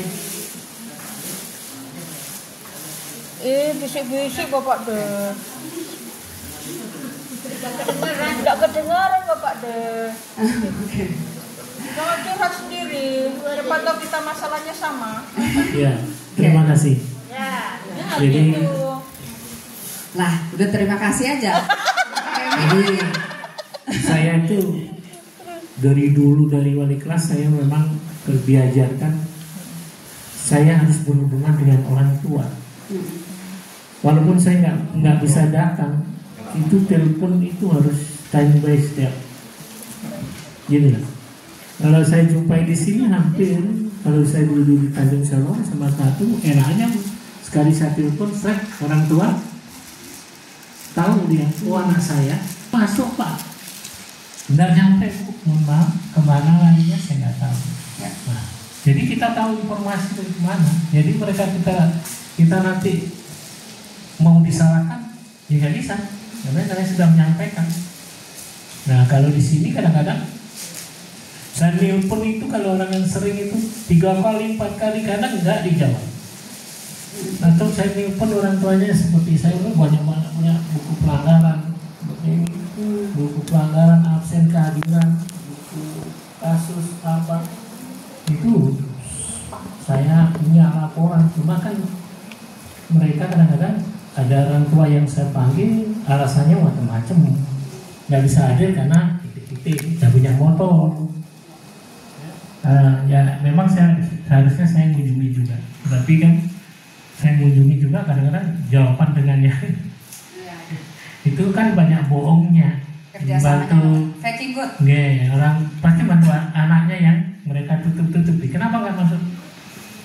Ini Pak, ini Pak.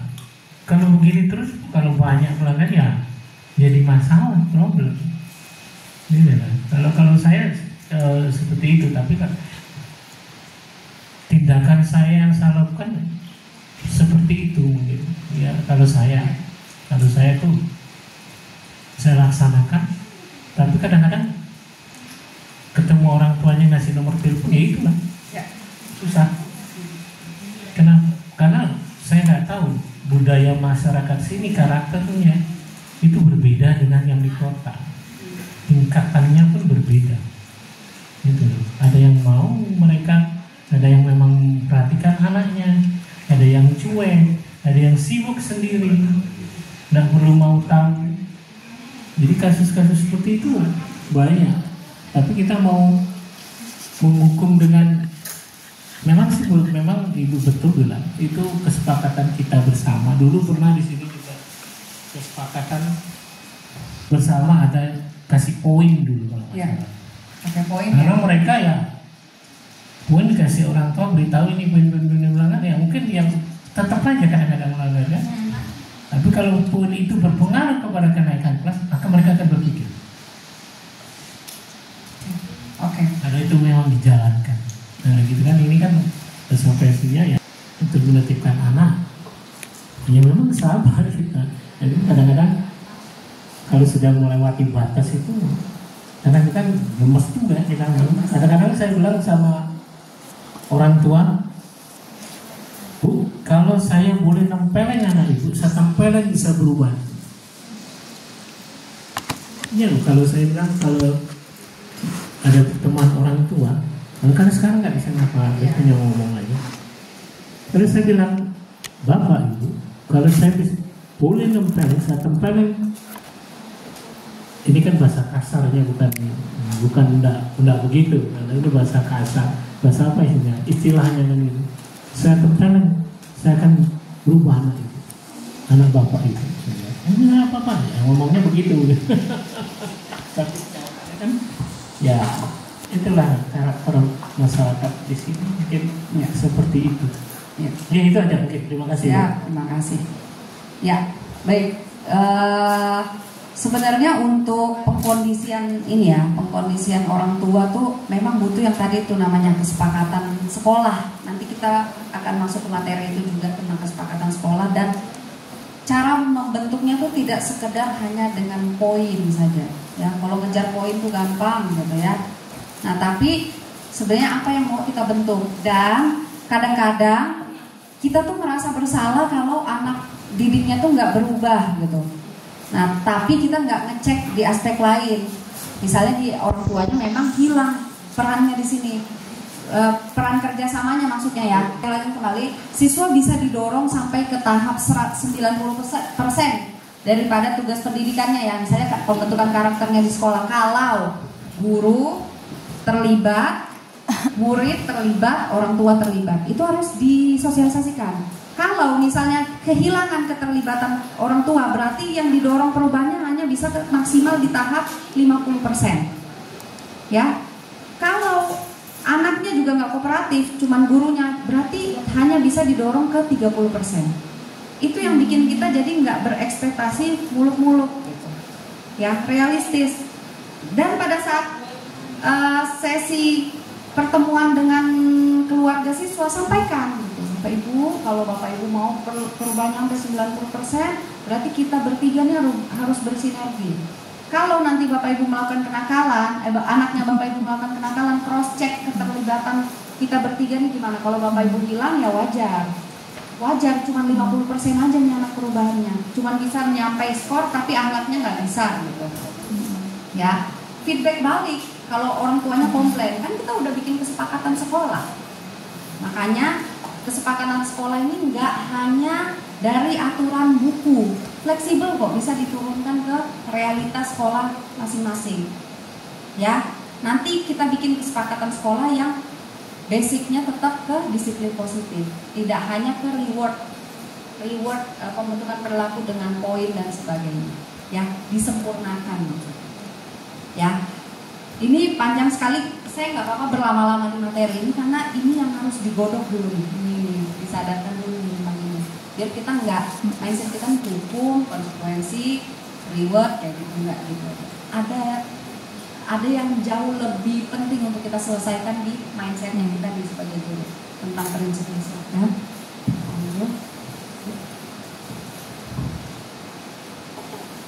Terima kasih. Ini masih berkaitan dengan ini ya, konsekuensi. Artinya seperti ini, setiap sekolah itu pasti punya aturan seperti itu. Kemudian bagaimana kita melaksanakannya itu pasti ada apa namanya ya, kan kita pasti ada rapat koordinasi dengan guru-guru. Kemudian kita lihat situasi sekolah kita. Saya yakin semua guru-guru di sini tuh paham dengan kondisi siswa gitu. Ya walaupun hanya sebatas misalnya permukaan saja, tapi pasti paham, oh siswa ini begini. Kalau cerita tuh pasti kan paham, oh siswa ini seperti ini, siswa ini seperti ini, artinya dia paham gitu, guru ini paham. Nah kemudian kita membuat aturan, kemudian juga bagaimana pelaksanaannya gitu. Betul tadi gue bilang bahwa siswa ini kalau kita di satu sekolah, artinya seluruh siswa di sini adalah anak kita gitu. Bukan bahwa ini anak dari wali A, wali B, wali C, kemudian kita tidak ini. Walaupun memang kalau ada kasus biasanya, kalau saya di kelas misalkan berkasus, saya tangani, tapi saya ceritakan juga wali kelas harus tahu gitu. Ya wali kelas harus tahu bahwa oh anaknya seperti ini loh gitu. Kemudian betul sama Bu Dwi juga tadi kita sering koordinasi memang karena biasanya begini, di kelas saya siswa itu masuk, tapi di kelas Bu Dwi itu nggak masuk gitu. Jadi itu yang kami pertanyakan. Jadi setiap kali makanya kemarin yang saya bilang di WA itu, kok anak ini nggak ada di jam pertama di mata pelajaran ini, nggak ada gitu. Ini anak-anak ini gitu. Tetapi tadi saya lihat ada gitu datang ke sekolah. Nah itu yang dicari gitu kan. Nanti itu juga koordinasinya sama piket gitu.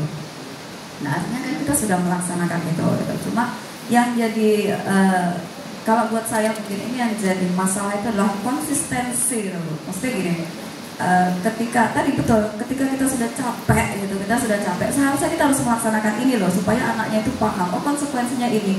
Tapi akhirnya karena kita capek, sudahlah, terserah malah mau ngapain. Nah itu artinya tidak konsisten kita. Artinya siswa juga tidak konsisten untuk untuk mengikuti aturan gitu. Oh nggak apa gitu. Oh hari ini nggak apa-apa sama ibu ini begini. Nanti ternyata begitu ada anak masuk lagi kok dihukum gitu.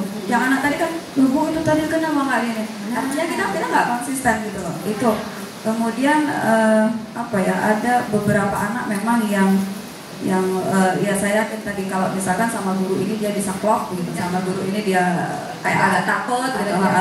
Gurunya juga begitu Bu, kadang-kadang melihat kan, oh siswa ini vibe-nya sama dengan saya gitu. Artinya saya bisa masuk di celahnya di mana. Kemudian juga ada siswa-siswa yang saya mau ngomong aja membuka percakapan itu bagaimana gitu, karena si anak sudah stoik dulu nggak ada maksudnya gitu.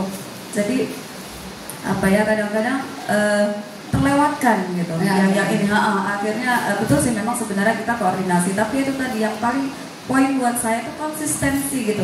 Karena kalau saya dengar begini, oh ternyata gurunya loh yang kurang paham gitu. Artinya karena siswa ini masih bingung gitu tahap ya mungkin ada yang sudah tidak semua siswa, oh saya sudah punya loh ini apa yang tujuan gitu, jadi tujuan saya. Kalau siswa sudah begitu tuh enak gitu. Tapi ada siswa yang masih bingung gitu, bahkan siapa saya aja itu bingung gitu. Saya ini sebenarnya siapa gitu, mau ngapain. Nah artinya kan ada bimbingan dari kita, dan itu harus konsistensi tadi. Tapi ketemu lagi dengan situasi alasan lagi nih ya.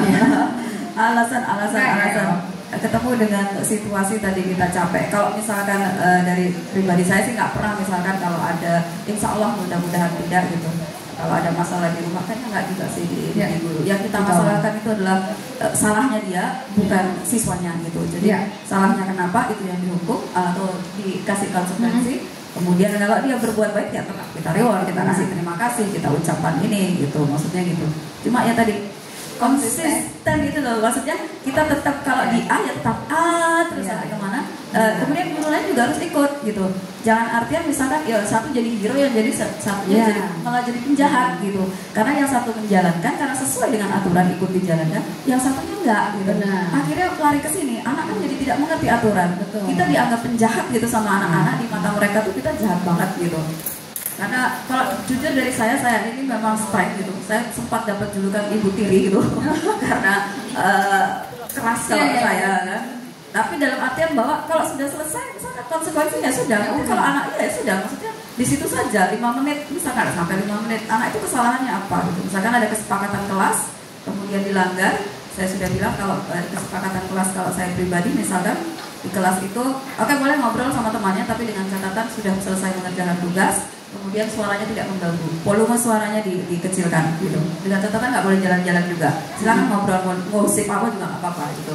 Jadi kalau dia melanggar, saya tegur kan di situ kan. Mungkin suara saya agak keras gitu. Jadi tapi kalau sekarang sih nggak ada. Dulu aja awal pertama masuk mungkin idealisnya terlalu tinggi juga kan.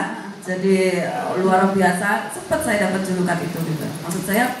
Nah jadi jangan di guru satu itu dia jadi pahlawan, di guru satu ini dia jadi penjahat. Benar. Mungkin itu saja Bu, terima kasih. Ya betul, terima kasih ya.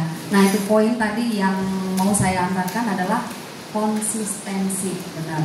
Kadang-kadang siswa ini membaca pola. Oh kalau hari ini nih Ibu Titin pas lagi capek-capeknya kita melanggar aja. Karena kalau sudah karena kondisi capek, nggak bakal tuh ibu bakal menghukum kita. Nah jadi ada hari kita melanggar karena Bu Titin lagi capek. Tapi jangan melanggar di hari ini. Ibu di hari Senin, Bu Titin lagi semangatnya nih. Jangan pokoknya. Pokoknya jangan kita tidak konsistenan kita tuh diamati ramai-ramai. Kita di 18 ketidakkonsistenan kita ini diamati secara berjamaah oleh berapa siswa? 200 250, ya 250-an, ya. Takutnya celah kita kedapatan gitu nih sama mereka, ya. Paham ya? Sering kecolongan nggak? Nah, sekarang pertanyaan saya ini masih berapa slide sih? Wah, oke, bentar, dikit ya. Kita lanjut dulu ya. Nah, contoh penerapan konsekuensi ini harus relate berhubungan dengan kesalahan. Tadi udah banyak kita jelaskan ya, contoh ya. Misalnya, tadi membersihkan meja yang dikotori, kalau hukuman itu berdiri di depan kelas. Nah, oke ya. Dialogis itu didiskusikan, ya. Capek sih emang, tapi ketahuilah proses diskusi, proses ngobrol sama anak itu memberikan efek terapeutik. Efek terapeutik itu apa?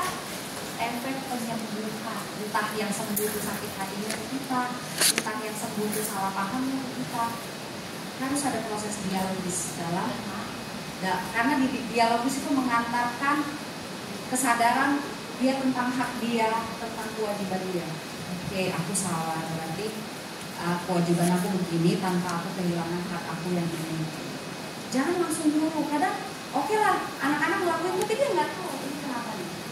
Yang dia tahu, yang dia rekam adalah gurunya lagi emosi sama aku. Dia nggak sampai ke kesadaran bahwa aku harus melakukan ini karena aku yang salah. Makanya sebelum hukum ngobrol dulu walaupun kesal.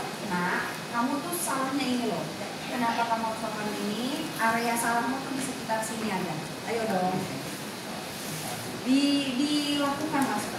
Proses ngobrol. Bapak Ibu pernah nggak lagi konflik sama orang, proses ngobrol tuh mengurangi salah paham? Gitu. Pernah nggak? Itu efek terapeutiknya kan?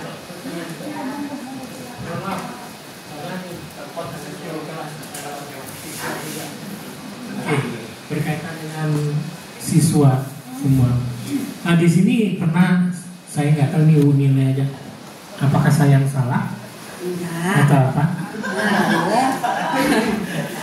Begini. Enggak bener nyalain diri sendiri. Kenapa sih? Karena anak ini memang dalam saya ngajar, saya lebih mendisiplinkan nilai dan norma. Nah, anak ini ada mencuri di lingkungan kelas, walaupun ini contoh kemarin mangga, mobilnya banyak. Rambutan. Mangga anak buahnya Pak Kuat terus terang Pak Kuat. Nah, kemarin ada 12 saya dudukan di sini, 12 orang karena mereka sudah berencana mereka bawa bumbu Royku untuk merujak, mencop. Oke, saya bilang, saya panggil mereka sini semua. Duduk semua sini semua. Saya bilang saya duduk, yang ikut semua panggil, saya panggil duduk semua sini. Begitu bukan saya marahi, tapi saya suruh mencok di sini dia. Habiskan saya bilang. Saya bilang habiskan, karena dia bawa bumbu kalau nggak salah Royku itu 3, yang dibuka 1, yang 2 di mana saya? Nggak ada yang ngaku. Ketika selesai mereka habis, baru yang 1 ngaku ke saya, Pak. Habiskan Roykunya. Saya bilang. Jadi Royku itu anak 12 ke berapa, mereka dulit semua makan mereka. Tetapi ketika mereka selesai melakukan itu, mereka tidak benci ke saya. Saya lihat ya, nggak tahu nih karena yang lainan. Tapi kadang-kadang mereka mengajak saya bergurau, mangga Pak, mencok Pak, ingat dia sudah. Nah, itu kan tidak relevan sebetulnya kan. Kesalahan anak dengan yang saya kasih sebetulnya kan tidak relevan hukumannya kan gitu kan ya. Tetapi mereka juga saya lihat mereka menyadari ketika ada saya atau apa mereka tidak berani melakukannya. Itu poin bagi saya, bagi poin saya. Tapi ketika mereka ketemu saya kelas 3 sampai bercanda, Pak, mangga Pak, dia ingat ya. Berarti ada poin yang mereka ingat. Tetapi kalau dilihat dari hukumannya, kalau menurut Ibu kan tidak relevan dengan kesalahan yang saya lakukan. Kadang-kadang saya bilang, kalau kamu tidak setuju, lapor ke bapakmu, orang tuamu, temui saya. Nanti saya beberkan. Lagi semua. Oke. Mungkin itu mungkin relevan untuk membentuk perilaku perilakunya tadi dari Bapak sendiri ada poin kalau ada saya mereka nggak berani. Nah berarti perilaku kepatuhannya terbentuk, terutama mereka segannya berhenti mencurinya terutama kalau ada bapak. Nah kita nggak tahu nih kalau nggak ada bapak, mungkin dia belinya Masako nih. Saya baru ngomong begitu Bu, anak buah saya sendiri yang mencuri. Nah tuh. Nah ini ya. Dari anak buah saya sendiri. Iya. Benar. Ya, nah itu yang tadi disebutkan sama Bu Titin konsisten. Tapi sebenarnya perilakunya terbentuk Pak. Dia bukan terbentuk, mencegah dia mencuri lagi. Tapi kalau ada bapak, kalau ketahuan bapak gitu. Maksudnya kalau ada dalam lingkungan yang bapak ada gitu. Tapi nggak tahu di yang lain gitu. Ya. Nah tuh. Ya ini apa namanya perilaku punishment tuh bukan nggak membentuk ya. Terbentuk kok perilakunya, cuman anak-anak memang jadi nggak tahu pasti gitu kenapa dia nggak boleh mencuri gitu. Kayak kesadaran intrinsiknya itu yang kita belajar internalnya itu nggak terbentuk secara kokoh gitu. Hanya ekstrinsiknya karena Pak Gede marah nih, karena Pak Gede suruh kita ngabisin mangga nih, gitu ya. Karena kapok diperlakukan kayak gitu. Bukan karena internal mencuri itu memang nggak boleh kayak gitu. Mencuri itu merugikan orang kayak gitu. Kalau mencuri itu harusnya ada mekanisme minta maaf kayak gitu. Ya, bisa jadi Pak hukuman yang Pak Gede berikan karena dilaksanakan beramai-ramai mencok lagi itu menyenangkan buat mereka. Bisa jadi. Iya, mereka yang mau mencok. Cuman kita ketambahan personel aja nih ditontonin sama Pak Gede. Bisa jadi pemilihan hukumannya itu asik buat mereka, seru ya. Jadi bisa mengenal Pak Gede lebih dalam, lebih dekat karena diajak mencocok. Akhirnya mereka mau merubah perilaku itu karena disentuh dengan Pak Gede. Ya udah yang kalian curi boleh kalian makan. Tapi emang betul yang dicuri boleh dimakan. Ada miss di situ? Ada cempedak juga Bu. Ini mau cerita cempedak gini. Oke. Tapi kalau belum makan, saya suruh makan nggak berani ya. Benar. Yang terlintas aja kadang. Nah, makanya dalam disiplin positif itu kan sudah ada nih prinsip berpikirnya, diturunkanlah dan didiskusikan. Bisa jadi permasalahan yang dihadapi oleh ibu itu pernah dihadapi oleh Bu Titin dan pernah berhasil Bu Titin terapkan. Coba sharing antar guru. Pernah konseling kelompok nggak sih kalian ini, Bapak Ibu? Belum ya? Belum pernah ya? Nah, tuh. Jadi kalau di prinsip konseling kelompok bisa jadi seseorang itu selesai dengan mendapatkan inspirasi dari orang yang sudah pernah menjalankan atau mengalami. Insight-nya tuh muncul dari situ, ya. Oke, maka sharinglah silakan. Apa nama itu?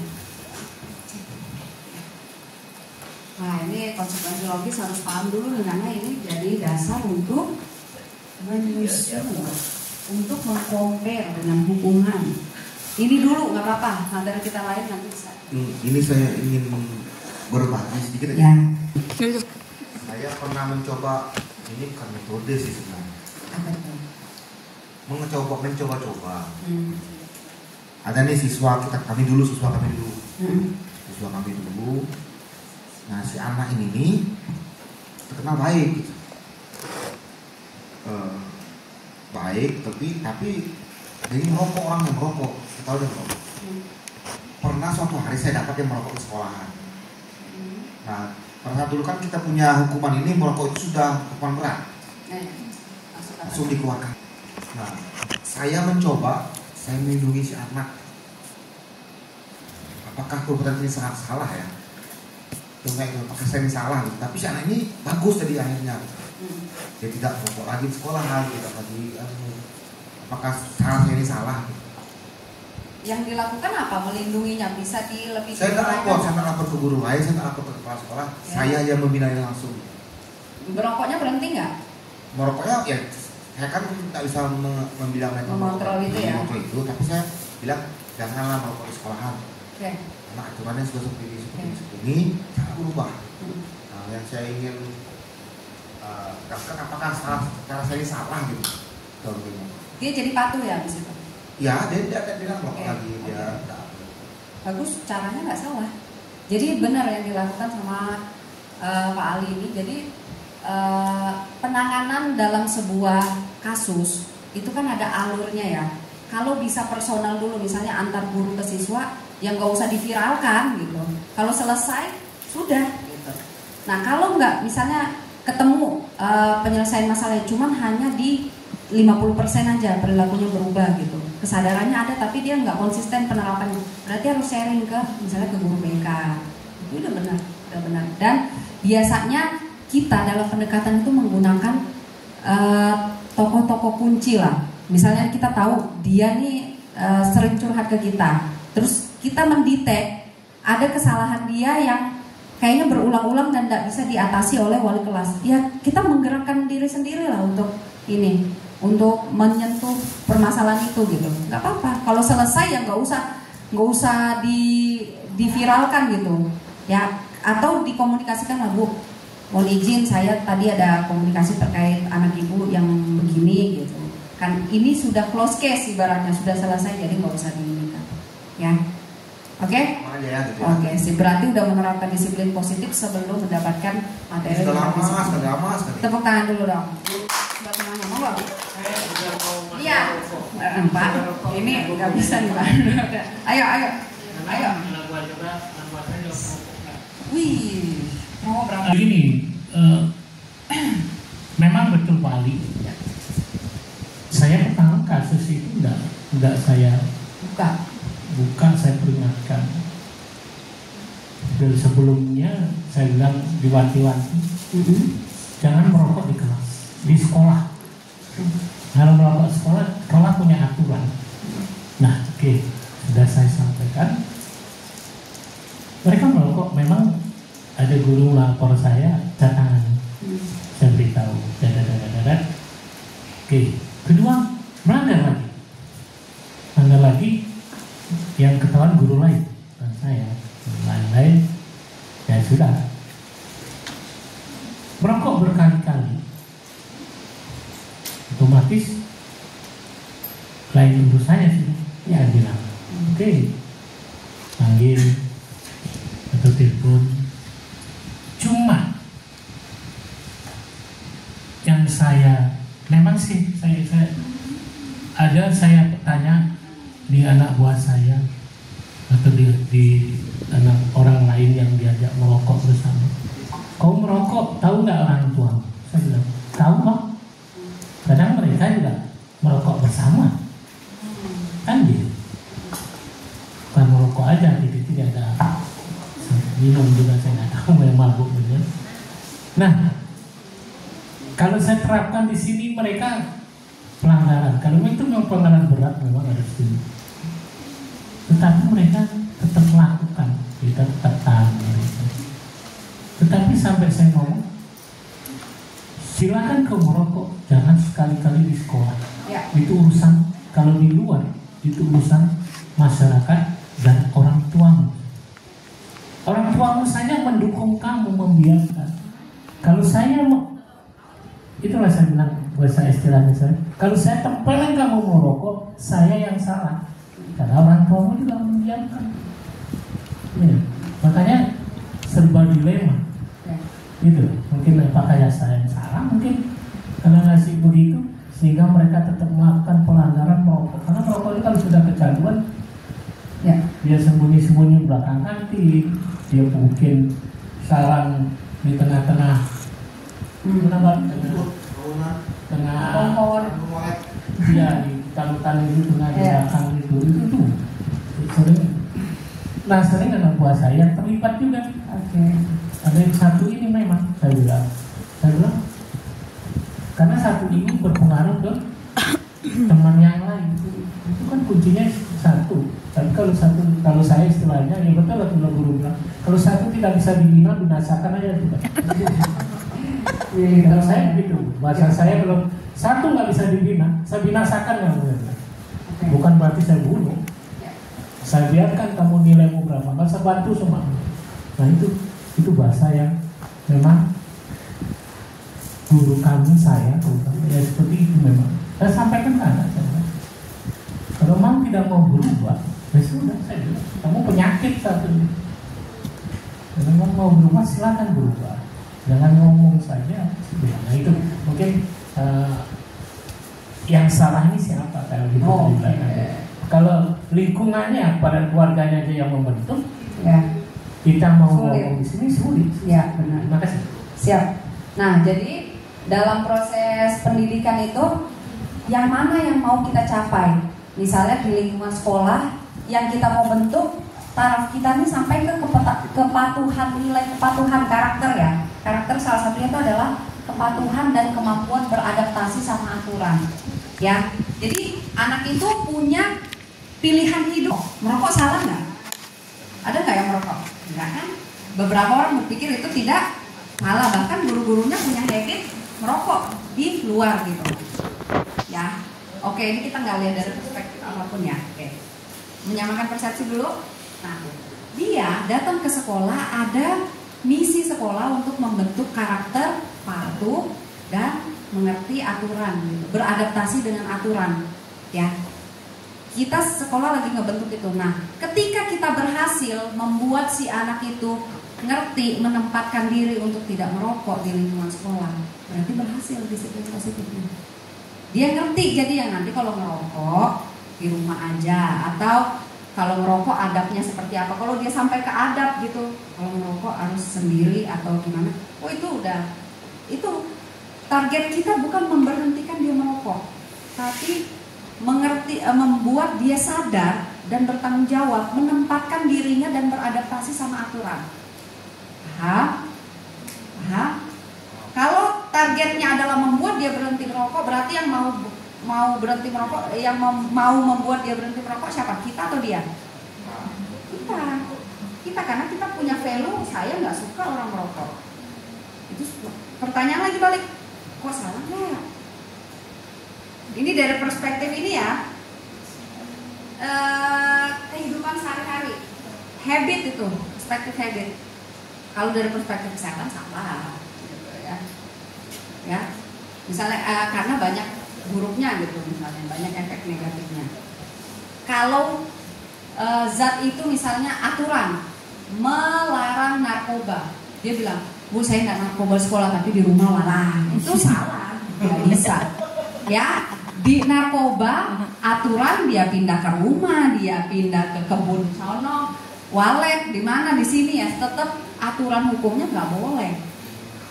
Paham?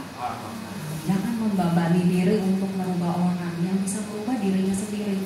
Kita hanya mengantar insight itu, memberikan efek terapeutik melalui dialog, melalui cara berpikir kita, melalui kebijaksanaan kita, memahami sebuah prinsip dan menerapkan. Ya. Makanya kita tuh harus ngerti nilai apa nih yang mau kita deliver ke dia. Ya. Oke? Sip. Bagus. Pak jangan menyalahkan diri sendiri terus. Bapak udah bagus banget ini loh ininya ya. Aman Pak? Lanjut. Tahap penerapan konsekuensi logis ini ada ya. Ketika peserta didik berperilaku tidak sesuai, guru harus bertanya terlebih dahulu mengapa siswa melakukannya dan apa tujuannya. Tanya dulu. Ini kenapa begini? Tujuannya apa? Bisa jadi treatment disiplin positifnya itu menyesuaikan dengan kondisi mentalnya pada saat itu. Bisa jadi banget. Ya, misalnya kita sudah punya aturannya nih, kereng-kerengannya ini. Nah, kisi-kisinya, tapi rupanya kondisi dia melakukan itu karena ada kondisi mental tertentu pada saat itu. Itu kan bisa aja kita berkompromi ya, atau tidak memberikan hukuman itu karena kondisi medis misalnya ya, dia gangguan jiwa terus dia bereaksi yang aneh kan, bisa aja.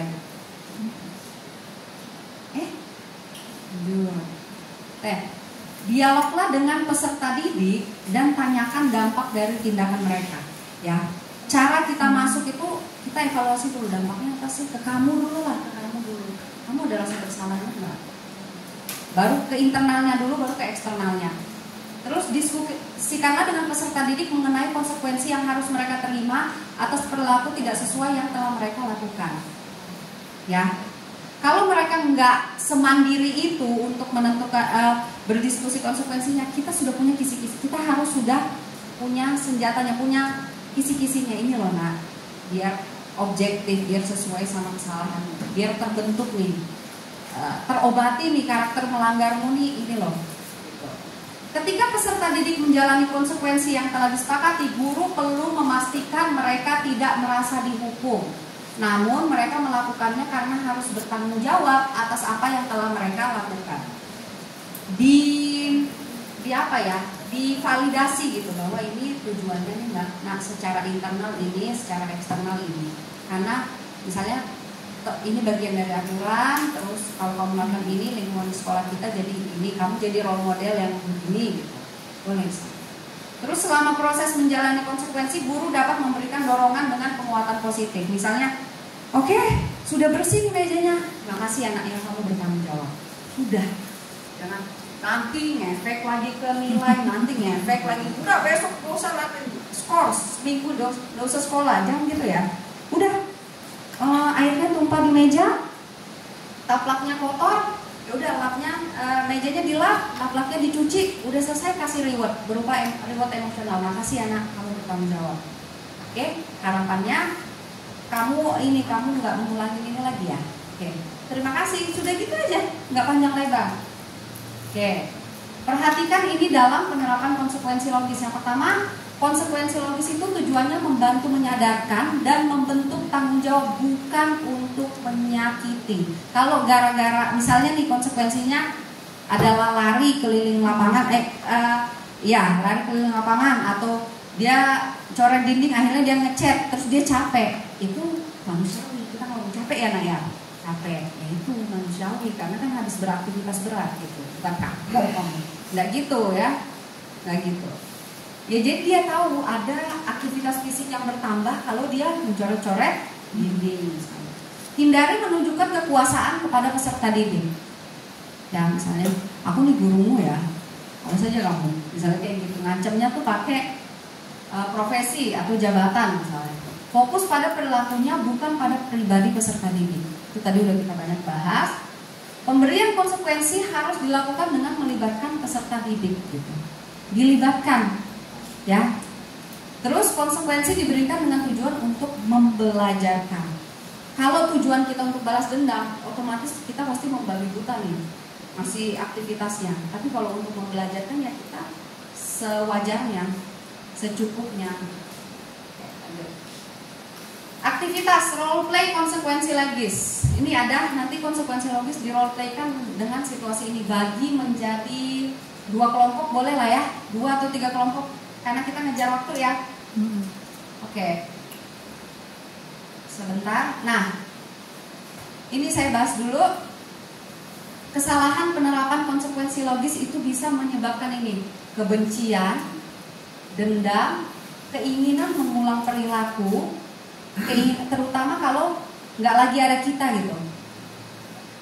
Rebellion atau pemberontakan. Dialami nggak? Kalau nge-treat anak dengan cara-cara yang selama ini dilakukan, ada nggak anaknya jadi benci sama kita, anaknya jadi dendam, atau gurunya yang jadi dibully, punya label tertentu, terus keinginan mengulang perilaku, terulang terus. Semakin anak mengulang, semakin kita merasa bersalah. Ini benar nggak ya sebagai pendidik? Jadi kita mempertanyakan diri sendiri tanpa sadar dan pemberontakan. Ya, oke. Ini summary, kesimpulan, hukuman, penguatan positif dan restitusi. Mau role play dulu atau masuk materi dulu? Role play dulu, biar aktivitas dulu. Oke, berarti kalau waktu kita jadi lebih panjang sampai jam 5, terima ya. Oke, mau role play dulu nggak? Atau langsung masuk? Role play dulu ya, pembicaraan aktivitas dulu. Gak apa-apa, santai-santai. Penting paham. Ini bisa di copy. Nanti saya kasih.